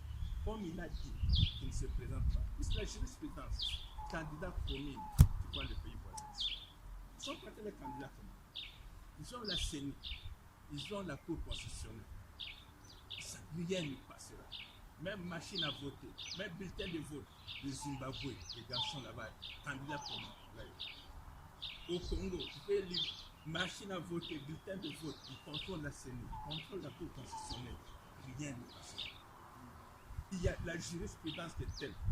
En tant qu'opposant, en tant que société civile, comme il a accepté, je pense qu'il faut pousser, il faut oublier ce soit des élections. En tout cas, les conditions ne sont pas réunies pour aller aux élections. Il faut le coincer que tels les opposants, la société civile, comme il a accepté comme dauphin, comme il était président depuis 2016, il faut un organe qui va diriger, qui va nettoyer cette CENI. Sinon, le Zimbabwe, on a connu candidat connu. La CENI et la Cour constitutionnelle, c'est la première chose. Deuxième chose, c'est justement qu'elle prévoit la loi électorale. Et cette histoire de 40 semaines par le MLC devait faire attention que souvent le FSC, ils ont seulement. Qu'elle prévoit la loi électorale? Quand vous avez déjà déposé les listes, comment vous allez présenter au niveau local, au niveau provincial? Et il faut avoir aussi d'entente peut-être avoir déjà cette histoire de 200 candidats pour un poste. Le MSC, qu'est-ce qu'il prévoit avec les autres formations? Des formations de plateforme. Est-ce que la loi électorale prévoit que si on a déjà déposé, tous les gens de MLC avec les autres que vous éliminez les autres, vous restez avec un contre les FSC. Sinon, même au niveau provincial, vous êtes MLC, parti, c'est pas facile de gagner les autres qui ont une plateforme. Mais pour moi, en tout cas, je vois que tel, on a vu l'histoire de Zimbabwe. Zimbabwe, ils ont présenté des candidats communs. Les garçons gagnent les élections. La CENI l'a bousculé, la Cour constitutionnelle l'a bousculé. Ça risque de se passer de 20 choses. Ok, merci bien. Merci beaucoup. Soyez bref pour que nous puissions gagner assez du temps. Vous avez la parole. Merci beaucoup. Moi, c'est Joyce Kabasele. Ma question est la suivante. Monsieur ne s'est pas présenté, c'est le précédent. Il s'est présenté, docteur Lomalis. C'est mon oncle. Hein? Ah, ok. C'est le carré de mon. Ok. Je disais que Kabila a été forcé, nous tous, nous suivons les informations, même lorsqu'il fut bloqué en Angola, et la pression internationale, même locale, Kabila a été forcé pour qu'il puisse aujourd'hui accepter qu'il ne va pas se présenter comme candidat. Maintenant, il y aura des élections. La personne des Nanga est mal intentionnée. Même s'il n'a il n'y aura pas, même s'il n'y aura pas la machine à voter, voilà, il y aura la suivi. Mais comme il est mal intentionné, je pense qu'il y aura toujours les mauvaises choses qui peuvent arriver, la tricherie. Est-ce qu'il y aura une stratégie commune de l'opposition si on arrive dans ce cas des Zimbabwe qui nous reprennent? Merci. Je suis désolé, hein, nous aurons Mais lui, Non, je lui crois qu'on n'avait va pas aller- encore parlé. Toi, tu as déjà parlé. pas encore. Mais comme c'est la dernière série, je pense qu'on peut aller même à 5. À 5. Yeah. Ok, Madame secrétaire, je voulais on peut revenir à la loi électorale, évidemment concernant le fameux article 10 qui énumère tout à fait les facteurs d'exclusion pour être candidat aux élections. Je sais que nous avions beaucoup condamné l'arrêt ou le verdict de la Cour constitutionnelle en excluant le président Mbemba, mais est-ce que nous avons pris le temps de savoir que dit exactement la loi par rapport à cela? La nomenclature qui est donnée, elle est de façon limitative ou de façon exhaustive. De là, maintenant, on peut comprendre si la subornation de témoin ne peut pas. Amène-moi l'iPad dans la chambre. Regarde dans l'armoire. La subornation de témoin ne peut pas. Viens. Pardon. Je prends juste des documents. Amène l'iPad dans la chambre. Tu vois, la petite valise aussi, si tu veux. Tu vas voir les calendriers électoraux. La constitution, je l'ai ici. Allez-y. Oui, et la nomenclature est-elle de façon exhaustive ou limitative? Parce que ça devient un peu très rédhibitoire, on ne sait pas comment on peut se situer. Et puis quand on regarde aussi par rapport au statut de Rome, on trouve que les statuts de Rome sont un peu hybrides parce qu'il y a l'application de la loi anglo-saxonne, il y a l'application de la loi romano-germanique, et puis il y a un peu de dominateur qu'on appelle le common law. Est-ce que cela constitue une jurisprudence ou une doctrine pour la loi congolaise ou bien pour les bourgs et présidents du Congo? Et puis, in fine, pour terminer, vous avez parlé tout à l'heure que les opposants n'approchent pas les hommes d'affaires. Nous l'avons fait, madame. Moi, personnellement, je l'ai fait. À partir de 2006 jusqu'en 2010, je suis parti avec Telecom South Africa au Congo, avec comme objectif de pouvoir tirer la fibre optique de l'océan Atlantique jusqu'à Mwanda et de Mwanda jusqu'à Kinshasa. Nous avions rencontré beaucoup de fois les ministres qui se sont succédés, dont Kiamusoke, avec le premier ministre Muzito. Donc, c'était le directeur du cabinet qu'on avait rencontré. Ils nous ont exigé 5 millions de dollars pour commencer quoi que ce soit. Et le but était d'implanter le filaire. Le filaire, c'est la téléphonie de fixe. On ne nous a pas donné cette opportunité-là. Et pourtant, Télécom venait pour devenir un partenaire, être majoritaire et décider au gouvernement du Congo 40%. Ils ont refusé. Et aujourd'hui, si ça avait été accepté, ça aurait soulagé quand même pas mal de temps. Merci. La dernière question. C'est la dernière question. Non, il y a une demande de parole ici. Allez-y. Moi, c'est Didier Maléco. Je vais prendre ton table. C'est un peu une préoccupation sur la vie politique du président Jean-Pierre Bemba.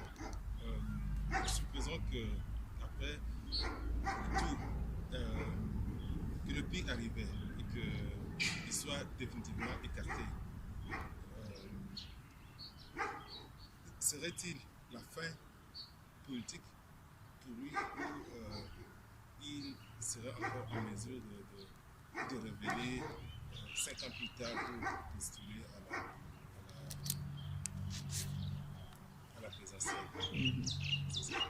Ok, merci bien. Pour finir, vous avez la parole, Papa Bruno. Honorable secrétaire, en tout cas, je remercie encore une fois votre présence ici. Ça faisait déjà. Monsieur le modérateur. 6 mois qu'on était avec vous. Ma question est celle-ci. Il y a eu une activité politique importante en Afrique ces derniers jours. On espérait vous voir aussi dans ce groupe de politiciens donc la société civile.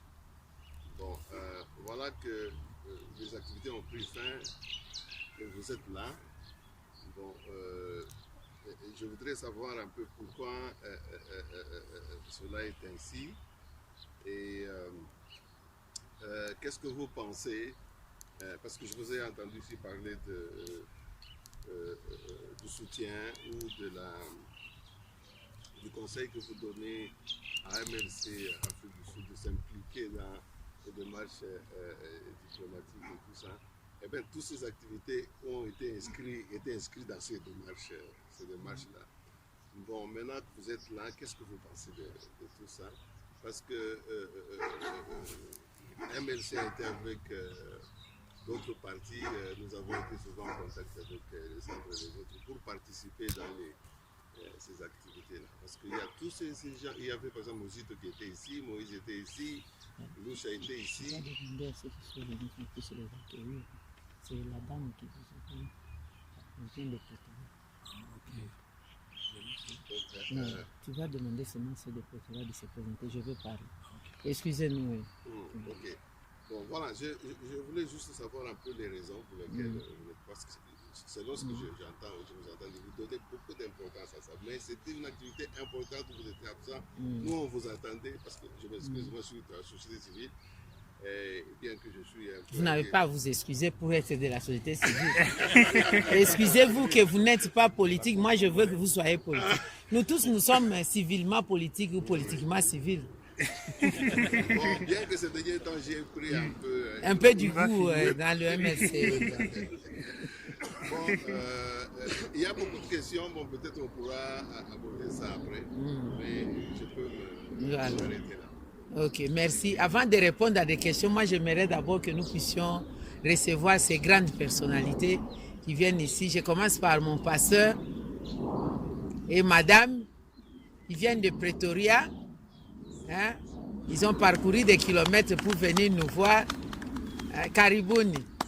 Voilà. Et puis ils sont accompagnés d'une autre militante du MLC qui a quitté l'Afrique du Sud seulement pour aller adhérer à Kinshasa. Elle était présidente de parti, elle avait créé son parti, elle a voulu enregistrer son parti au pays, il y a eu beaucoup de problèmes, elle s'est résolue, elle dit mais pourquoi je ne viens pas prêter main forte avec tout mon groupe au MLC. Maman Irène, comme ça vous pouvez vous lever. Il paraît qu'elle vient de Kinshasa aujourd'hui même ce matin. Wow. Elle ne s'est pas fatiguée, elle est venue encore rapidement. Avec son époux. Voilà. Merci beaucoup. Merci beaucoup. Vous aurez le temps de vous exprimer. Nous avions commencé l'échange, nous sommes dans des questions-réponses. Il y a les dernières questions qui m'étaient posées à partir de Dr Lomalisa qui a parlé de la jurisprudence. Il a dit, on peut tout faire, même s'il y a l'unité de l'opposition. Au Zimbabwe, il y a eu l'unité de l'opposition. On a eu un candidat commun. Mais les conditions n'étant pas réunies de l'objectivité, les conditions démocratiques, vous avez vu comment on a volé leur victoire par leur CENI. C'est la même chose pour notre cas. Même si nous faisons l'unité, avec la CENI actuelle, la Cour constitutionnelle, Kabila qui est là. Donc, même s'il ne s'est pas présenté pour un troisième mandat, il cherchera à retirer de la main gauche ce qu'il aurait donné à la main droite. Donc, pour lui, il considère que les élections, vraiment, le moment n'est pas prévu. Comme quand même, il a accepté de ne pas se présenter pour un troisième mandat. Est-ce qu'on ne peut pas, dans ces conditions ici, avoir une période de transition où les choses vont rentrer dans l'ordre avant d'aller aux élections? Ça, c'est la préoccupation du docteur Lomalisa. Il a demandé aussi ce que prévoit la loi électorale pour la stratégie par rapport aux élections. Il y a autant de candidats. Pour 2-3 sièges, vous avez 200 candidats et les opposants, comment vous allez faire? La loi électorale prévoit quoi? Alors, M. Kabasele a dit que Kabila a été forcé de ne pas se présenter aux élections pour un troisième mandat. Est-ce que cela vraiment rassure actuellement? Lui, il a été forcé, ce n'est pas de gaieté de cœur qu'il a fait. Comme il a été forcé, est-ce que vous pensez que ça va aller pour aller de l'avant? Monsieur Katala a dit il a demandé plus de questions sur la situation de M. Bemba. La loi électorale a donné des nomenclatures d'irrecevabilité des candidatures. Est-ce que c'est exhaustif? Est-ce que ce n'est pas... On peut critiquer à tort et à travers la décision de la Cour. Est-ce que c'était limitatif vraiment? Même les statuts de Rome, la statut de Rome qui n'est pas... qui est une loi anglophone, de common law. Est-ce que les statuts de Rome nous donnent vraiment des éclaircissements par rapport à ça? Il a aussi parlé de ce que j'avais dit tantôt, que les opposants devaient approcher les hommes d'affaires. Lui, il l'a fait, mais ça n'a pas réussi au pays. Et M. Mbali Voto a dit, maintenant, la situation de Bemba, s'il arrive à être écarté définitivement des élections, dans 5 ans, peut-il encore revenir? Je répète par rapport à ceux qui sont venus. Parce que quand je vais donner des réponses comme ça, ils comprennent. Alors, M. Papa Bruno a demandé aussi pourquoi je n'étais pas lors des activités politiques qui ont eu lieu ici avec l'opposition et l'ANC. Pendant que je donne ces conseils, j'aurais dû être là. Pourquoi je n'étais pas là? Alors, la jurisprudence que venait de dire Dr Lomalisa, il n'a pas tort, il a raison. Il n'a pas tort, il a raison. Les conditions ne sont pas réunies. En tout cas, en Afrique, les conditions ne seront jamais réunies pour organiser les élections. Ceux qui sont là n'accepteront jamais de passer. Ils ont toujours peaufiné des stratégies pour rester y demeurer. Même le président Bongo avait dit, on n'organise pas les élections pour les perdre. En tout cas, si je perds les élections, je vais aller me faire élire au Congo. Là, au moins, il y a des téquets qui vont voter pour moi. Il avait dit comme ça un peu clairement, c'est vrai, si nous attendons les jours où les conditions seront réunies, on n'aura jamais l'élection. Tous les problèmes, c'est nous. En tout cas, quand nous échouons à chaque fois, quand je dis nous, c'est nous l'opposition. C'est l'opposition qui est corruptible. Ce que fait la majorité, ils sont dans leurs droits. On fait toujours des stratégies pour garder le pouvoir, conserver le pouvoir. C'est des bonnes guerres. C'est évidemment, eux, il faut conserver de manière démocratique. Mais ils utilisent même des moyens qu'on dit des armes non conventionnelles pour conserver le pouvoir. Mais si l'opposition était solide, incorruptible, nous n'allions pas tomber dans cela. Observez seulement la manière dont nous sommes en train d'évoluer. D'abord, pourquoi quitter l'opposition? Il n'y a pas eu d'élection, vous acceptez de vous faire nommer par Kabila. Il y a des gens qui s'est tués ici pour être...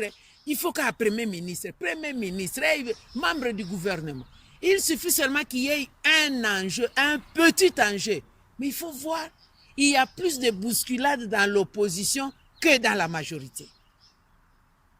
Dans la majorité, on les rassure. Vous avez vu comment le Sénat a continué jusqu'à présent, plus de 10 ans.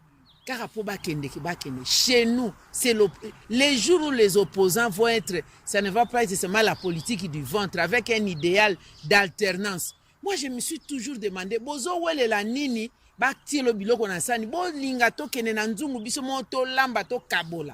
c'est ce que je leur disais à la Senco. Tout le monde s'est moqué de moi. Maman Eve, toi tu vas aller aux élections avec ton MS. Allons là-bas, tous au moins quelque chose pour aller aux élections.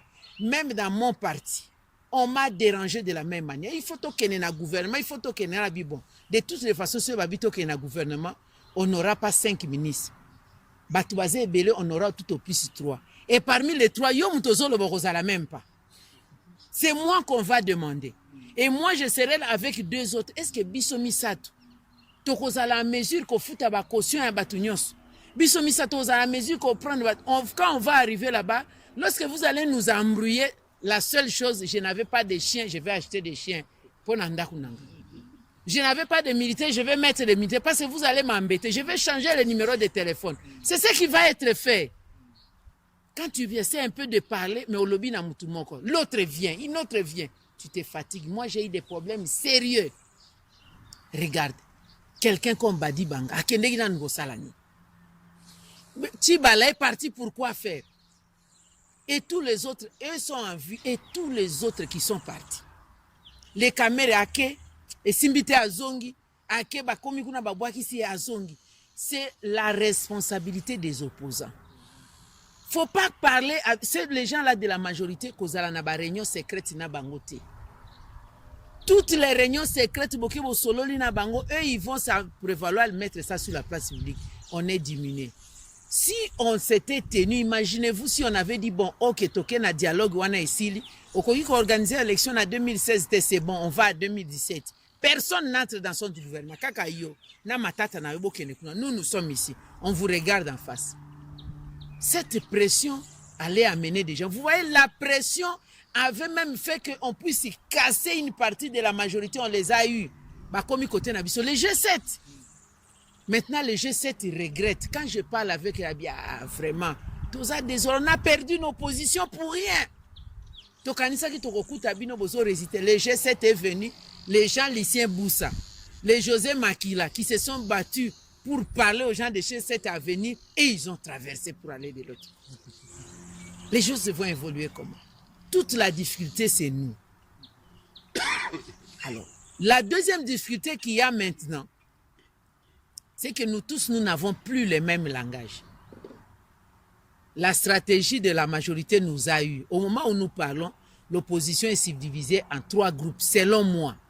En tout cas, ça c'est mes analyses, j'ai même partagé à d'autres. Je pense que c'est un peu ça.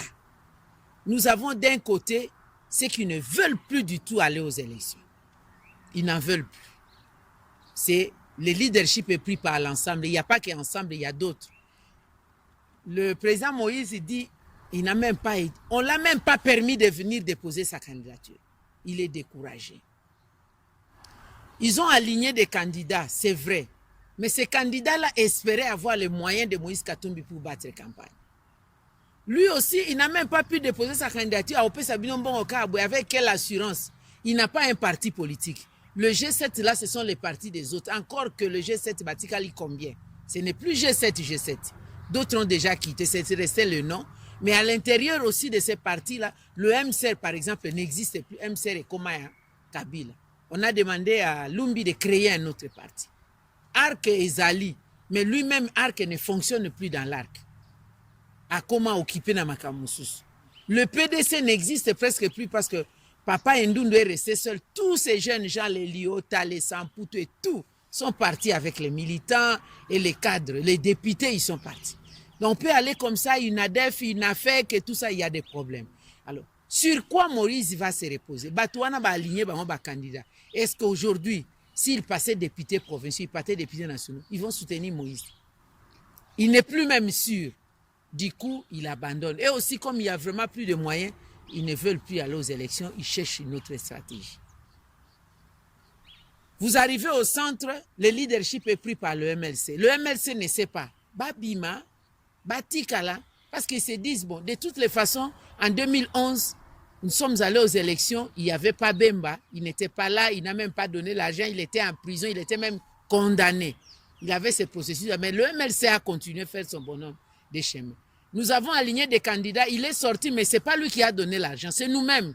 Parce qu'on n'a même pas encore fait la main levée dans ses avoirs. Le processus continue jusqu'à ce qu'on termine, on libère ses avoirs. Nous-mêmes, nous nous sommes organisés parce qu'on avait préparé ça depuis longtemps.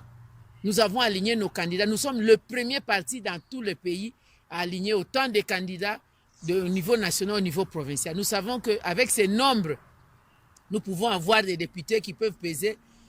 On n'avait pas de secrétaire général, on n'avait pas le président en 2011, on n'avait pas de secrétaire général. François était parti pendant qu'on alignait des candidats. Seul, on s'est débrouillé, nous avons pu aligner 225 avec des secrétaires nationaux, on s'est débrouillé. On a obtenu 22 députés, on a fait l'affaire avec les 22 députés et on a évolué jusqu'à présent, on parle, le MLC existe avec ce petit groupe.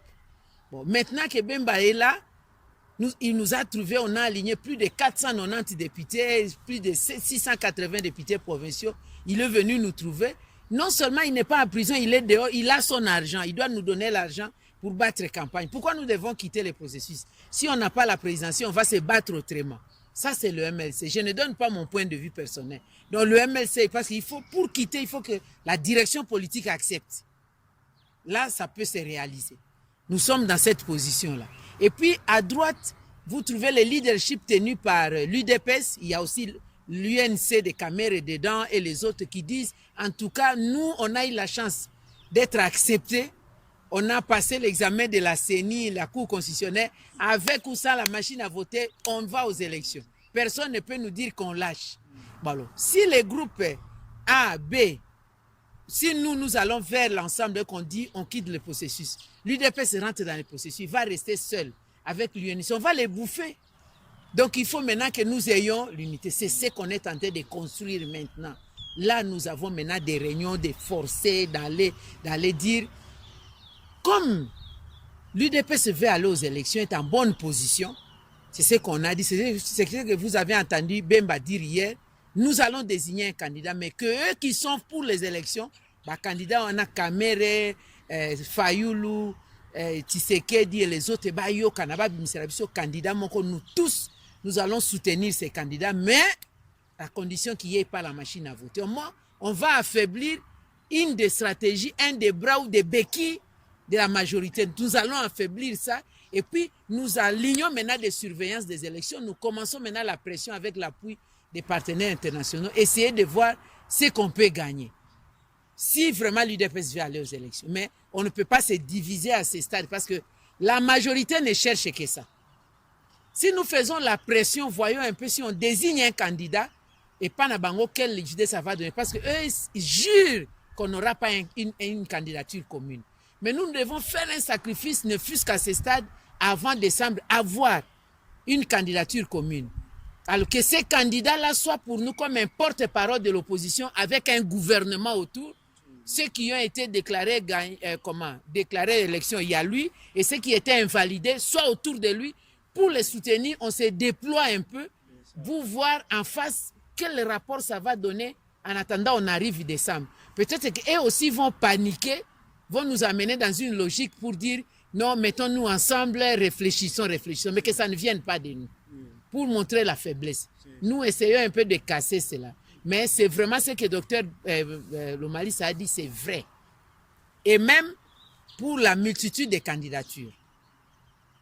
Nous sommes conscients, c'est dans le cas de la stratégie commune, nous disons, vous arrivez par exemple dans le territoire comme chez moi, il y a 3 candidats, 3 sièges, nous sommes 54 candidats pour se battre pour 3 sièges. Nous pouvons faire un calcul simple, il y a combien de candidats de l'opposition? Tout le monde sait que c'est difficile de me battre là-bas. Tous les candidats de l'opposition peuvent dire, nous soutenons la candidature de Mme Bazaï. Et puis les autres, on doit leur donner maintenant des garanties de positionnement. Même ceux qui vont soutenir la candidature commune, les candidats là, doivent garantir le remboursement des cautions des candidats présents au soutenir. Oui, il doit garantir. Alors, les candidats qu'on met là, devant nous dire, moi si je vais à Bassoko, je dois battre campagne pour lui, je vais me promener avec sa photo, ce n'est pas inutile. Il doit me donner les moyens de battre campagne. Moi, comme secrétaire général du MS, je vais dire, j'ai 492 députés nationaux qui vont sillonner tout le pays. Donnez-moi l'argent à leur donner, qui vont parler de vous. J'ai 680 députés provinciaux qui vont circuler. Les candidats là devant nous donner des garanties. Il va donner des garanties, mais les autres aussi doivent mettre le paquet, qui ont la logistique. En tout cas, Bemba, s'il soutient la candidature de quelqu'un, il doit lui donner l'hélicoptère. Il l'a déjà acheté. Il doit lui donner les 2 avions qu'il vient d'acheter. Il doit donner à ses candidats. Parce que sinon, on va gagner comment? Il doit donner des bateaux qui sont trouvés au port pour qu'on transporte la logistique. Ça doit être fait d'ici novembre pour que la logistique se déploie. Katumbi aussi doit faire la même chose. Il doit donner les moyens. Il a des avions. Il doit donner des avions pour déployer. On doit nous désigner tous des candidats, comme comme ce qu'on appelle les directeurs de campagne ou les sensibilisateurs. Il faut des moyens. Donc c'est un travail très important. Kabila a été forcé, c'est vrai, Kabila a été forcé de se présenter. Il ne veut pas, je vous ai dit ici, il fera tout pour rester. Et les stratégies n'ont pas encore terminé. Et nous savons ça qu'il sera, il a été forcé. Et nous devons le forcer. Ça, les choses ne marchent que par des pressions. Par rapport à la loi électorale, je vais peut-être, je ne sais pas si j'avais mis ça dans l'iBook. La loi électorale est exhaustive. Je pense que Je crois que j'avais mis ça dans les iBooks. Ici.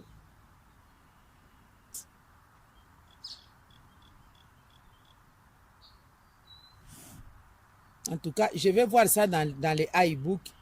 Sinon, la loi électorale, l'article 10 est excessif et limitatif. Il y a l'article 9 qui dit les conditions d'être candidat. Bemba a rempli toutes les conditions. Et il y a l'article 10 qui dit si vous tombez dans telle situation, vous ne pouvez pas être candidat. C'est le point 3. Dans le point 3, si vous êtes dans une situation d'avoir été condamné d'un jugement irrévocable, des détournements, des viols, des corruptions, ou, etc., nulle part on a cité la subornation des témoins. Et la décision doit être irrévocable. Là, vous n'êtes pas candidat. La manière dont on a fait l'analogie entre subornation des témoins et corruption, il faut comprendre. Les deux mots là, les deux concepts ont des significations différentes. Subornation des témoins ne s'applique pas dans la subornation des témoins ne s'applique que dans des cours et tribunaux. La corruption s'applique ailleurs, partout dans la vie sociale. On ne peut pas faire la confusion. Dans notre code pénal, la subornation des témoins se trouve dans le titre 3. Le titre 3, c'est atteinte à la foi publique. Et vous trouvez l'article 129, subornation des témoins, atteinte à la foi publique, faux témoignages, etc. Et la corruption se trouve dans le titre 4, atteinte à l'ordre public. Et vous trouvez la corruption dans l'article 147 et d'autres mesures jusqu'à l'article 149, le modèle ou le mode de corruption. La corruption, ça peut être une corruption de détournement. La corruption est à plusieurs formes, par exemple, le blanchissement d'argent. Comme la corruption, c'est que j'ai dit la machine à voter. Elle coûte $400, vous présentez un budget de 1500, c'est que le gap, les commissions que vous voyez là, ce sont des corruptions. Ça, c'est dans l'article, dans les titres de l'atteinte à l'ordre public. Donc, deux choses différentes. Quand vous lisez les tout dans le code pénal, il n'y a même pas de rapport. À quel moment il y a jonction entre corruption et subornation? C'est dans l'article 149 bis, je crois. Lorsque vous êtes poursuivi de corruption, l'infraction majeure, c'est la corruption autonome, infraction autonome, comme on l'appelle. Vous êtes dans des cours et tribunaux parce qu'on vous a attrapé de corruption. Pendant que vous êtes en train de plaider, vous procédez à la subornation des témoins. Vous demandez à un témoin d'aller témoigner en votre faveur. On vous attrape. La subornation des témoins dans les conditions où vous êtes poursuivi de corruption devient circonstance aggravante. Si on devait vous condamner de 6 mois, la circonstance aggravante fera qu'on vous condamne non seulement de 6 mois, on ajoute une autre peine, ou alors ça fait peine cumulative et la condamnation sans sursis et l'amende. C'est à ce moment-là, si vous procédez à la subornation des témoins, que subornation des témoins devient circonstance aggravante. C'est seulement dans ces conditions-là. Alors, maintenant, au niveau de la Cour pénale internationale, je prends rien que l'article 22. J'ai lu, c'est en français. C'est le chapitre 3 des principes généraux du droit, des statuts de Rome. Article 22. Le point 2, je laisse les autres points. La définition d'un crime est d'interprétation stricte et ne peut être étendue par analogie. Quand quelqu'un est poursuivi d'un crime, on ne peut pas dire peut-être corruption, peut-être la subornation, il a suborné les témoins, c'est qu'il a corrompu les témoins. Et l'article 22 poursuit, en cas d'ambiguïté, si vous ne comprenez pas les crimes, en cas d'ambiguïté, elle est interprétée en faveur de la personne qui fait l'objet d'une enquête, des poursuites ou des condamnations. Donc, si vous êtes juge, vous voulez poursuivre quelqu'un par rapport au fait qu'il a commis. Vous confondez les chefs d'accusation. S'il y a d'ambiguïté, toute interprétation que vous allez le faire ça ne peut être qu'en faveur de la personne incriminée. Mais qu'est-ce qui a été fait pour le cas de Bemba? Si le Congo avait eu des problèmes d'interprétation, devait interroger les statuts de Rome. On devait faire ça en sa faveur, mais on l'a fait en sa défaveur totale. Alors, la corruption, en anglais, comment est-ce que vous appelez la corruption? Hein? Corruption. Non. Corruption, bribery, yeah. Voilà. Dans les statuts de Rome, c'est barbarie qu'on dit. La corruptly qu'on dit dans le statut de l'homme dans la version anglaise, c'est le mot qui explique, par exemple, on dit l'atmosphère est corrompue. Signifie l'air est pollué. Non, il ne faut pas que les enfants baignent dans cette piscine parce que cette eau-là est corrompue. Donc l'eau est polluée. Est-ce qu'on a donné de l'argent à l'eau? Donc il y a le mot qu'on utilise au sens propre et au sens figuré. Mais en droit, dans les common law, c'est le mot utilisé, celui-là. On n'utilise même pas corruption, on n'utilise même pas corruptly, on utilise ça. Et dans les statuts de Rome, on trouve la corruption dans l'article 70. L'article 70.1c, c'est la subornation. La corruption, c'est l'article 70.1f. Donc on a mis, même les juges ont vu ça, mais on n'a pas pris le point F. Les juges ont pris le point C parce qu'il n'a pas donné l'argent. L'argent dont on parle, vous avez suivi quand les juges étaient en train de lire. Bemba n'est pas dans les cas des, comment on dit, les indigents. Il a pris en charge pendant 10 ans toute la poursuite. Il a pris en charge les témoins. Il devait prendre en charge ses avocats. Mais quelqu'un comme Thomas Lubanga, c'est la Cour pénale internationale qui prenait. Les témoins en charge et à décharge, c'est lui. Il n'a pas d'argent. On l'a classé parmi les indigents. Un témoin pour aller à la CPI, il faut Bengaït. Vous réfléchissez pendant ce temps. Pour témoin, tel était avec nous à Bangui. C'est qui? Il est où? Ah non, pour le moment, il n'est pas là. On peut le trouver à Bangui. Oh non, pour le moment, il est à Goma. Comme moi, par exemple. Moi, j'avais contacté des témoins. Un militaire qui était à Goma, je ne cite pas son nom, qui était là. Lui-même, il s'était présenté pour dire non. Moi aussi, j'étais à Bangui. Moi, tu étais à Bangui. Comment ça s'est passé? Il a dit, est-ce que tu es prêt à témoigner? Tu es prêt à témoigner? Il dit, oui, je suis prêt à témoigner. J'ai parlé à Maître Kwebe en son temps. J'ai pris son contact. Pour qu'il vienne, on doit d'abord écrire à l'état-major, la police nationale. Il était à la police. Il doit venir. On doit lui payer le billet. Il vient à Kinshasa. On doit lui acheter le passeport. Quand il accepte, il a son passeport. On prend maintenant le numéro de passeport et tout. On envoie à la Cour. La Cour pénale internationale, le service concerné lui envoie l'invitation. On l'amène. Il faut que quelqu'un l'accompagne à l'ambassade de la Hollande. Quand il va, il prend l'avion, il arrive en Hollande. Quand il arrive en Hollande, c'est alors que les agents de la CPI les prennent. Il va, on lui donne le programme, on va commencer à l'entendre. Mais pendant tout ce temps, et avant de partir, moi, si il vous pose les problèmes. Vous devez trouver ne fût-ce que $200, $300, vous lui donnez. Et tout ce qu'il perçoit, il signe. Tous ces documents, tous ces processus, vous prenez, vous certifiez, vous allez remettre son itinéraire et toutes les dépenses, vous remettez à la Cour. Parce qu'on enregistre ça. Ça fait partie des dépenses qui sont... Alors, il a remis l'argent. Pour les cas, on avait arrêté Babala. C'était comment? C'était des témoins. Les témoins à décharge. Les témoins, 22 témoins qu'on dit Bemba avait corrompu. C'était des témoins de Moreno. Ces témoins-là, on leur a demandé de charger M. Bemba en échange des avantages. Ils ont fait. Ils l'ont chargé. Ceux qui vont en Europe racontent ça des dièses. Pour qu'on le puisse les charger. Mais il faut encore qu'on contrôle.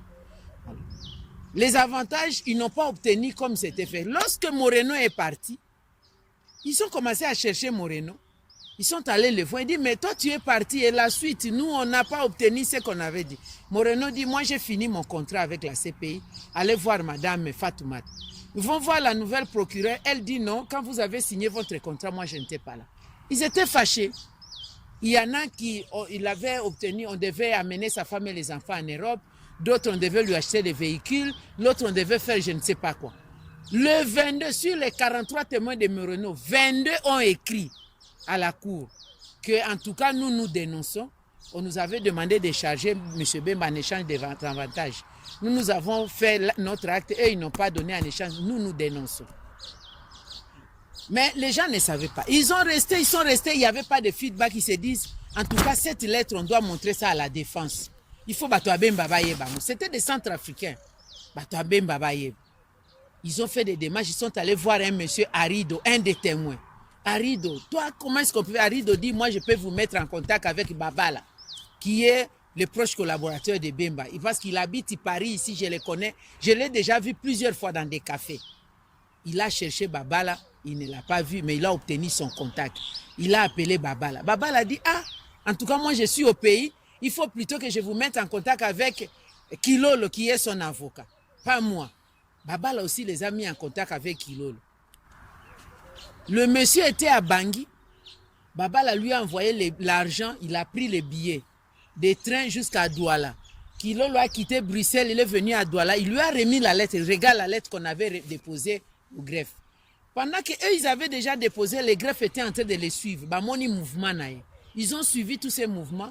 C'est pourquoi Kilolo, quand il quittait Douala pour arriver à Bruxelles, on l'a arrêté à l'aéroport. Heureusement pour lui, il avait scanné la lettre, a mis ça dans son email.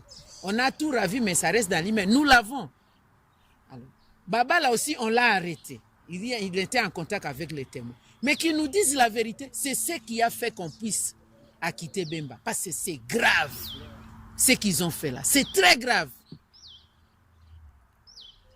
La corruption dont on parle. Vraiment, si Bemba décide de laisser tout dans sa vie, poursuivre la CPI, ces dossiers-là, c'est un dossier, ça va éclabousser le monde.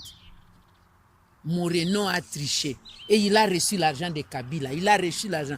Il était corrompu totalement. Tout ça, ils font pour bloquer Bemba pour que l'affaire ne sorte pas. Moi, j'ai la lettre. Nous gardons ça tous dans nos mails ce soir. Même si on fait comment, nous allons ouvrir les mails, nous allons avoir la lettre. C'est pourquoi on cherche à avoir Kilolo de leur côté. Kilolo est déjà devenu de la majorité. On lui dit pour que Kilolo ne sorte pas, n'éclabousse pas. Mais tous, nous avons la lettre. Si nous voulons le faire, mais ce n'est pas encore ça l'objectif pour le moment. Donc vous avez vu, même la CPI donne raison à M. Bemba, mais seulement parce que c'est un complot international. En ce qui concerne l'avenir politique de M. Bemba, je l'ai dit ici, nous sommes au niveau régional. Au niveau régional, on va casser la justice. On l'a déjà fait. Quelqu'un comme Franck Diongo. Franck Diongo a été invalidé de 2011 à 2000. De 2006 en 2011. Non, de 2006 en 2011. Il a été invalidé injustement. Nous étions parmi ceux qui ont défendu sa cause au niveau régional. À la Cour africaine des droits de l'homme et à l'Union interparlementaire, il a gagné le procès contre la République. Il a été réhabilité. Mais seulement parce que notre Parlement est prévu, la Constitution parle seulement de 500 députés. On ne peut pas avoir 500 unième député, mais il était réhabilité au même statut que tous les députés. Il percevait ses émoluments, même s'il ne siégeait pas. Il a eu d'abord d'appel. Deuxièmement, nous avons gagné aussi dernièrement pour le cas de monsieur, celui qui est en prison là. Pas Mouyabou, ou le Mungina Mukongo. Diomi Ndongala. On a gagné pour un chef d'accusation, nous avons gagné. Diomi Ndongala est resté là parce que seulement il y avait des preuves pour les éléments de viol des mineurs. Et on l'a tendu les pièges, il est tombé dans les pièges de viol des mineurs. Mais pour les autres partis politiques, Diomi Ndongala a gagné aussi des procès. Donc, si nous allons, Bemba gagne le procès, on va casser la décision, le jugement de la Cour constitutionnelle et il aura maintenant son avenir politique ne sera pas hypothéqué. Il peut revenir, même pas attendre 5 ans, il peut revenir à l'élection second degré, comme je l'ai dit, au Sénat, ou tout ça, il peut être libre. Si nous avons la possibilité, je disais même pour Moïse Katumbi, on a la possibilité, la majorité, quelqu'un d'autre est président, si jamais on était dans cette logique, il peut passer Premier ministre, quelqu'un peut passer gouverneur. Chirac a été d'abord gouverneur maire de la ville de Paris, maire à Paris avant d'être chef de l'État. Donc il y a beaucoup d'autres opportunité. Un politicien doit être préparé psychologiquement à tout. Ne vous cramponnez pas, on n'est pas né Premier ministre, on n'est pas né président, on n'est pas né ceci. Si vous cramponnez, bloqué, vous êtes figé à une fonction. Donc quand tu n'es plus ministre, tu as honte même de voir les gens. Si tu n'es plus ministre, tu peux être député. Tu n'es plus sénateur, tu peux être gouverneur, tu peux être ceci. Donc, alors, la dernière question, pourquoi je n'étais pas là? D'abord, moi, je n'étais pas informé de la réunion avec l'ANC. Je n'étais pas informé.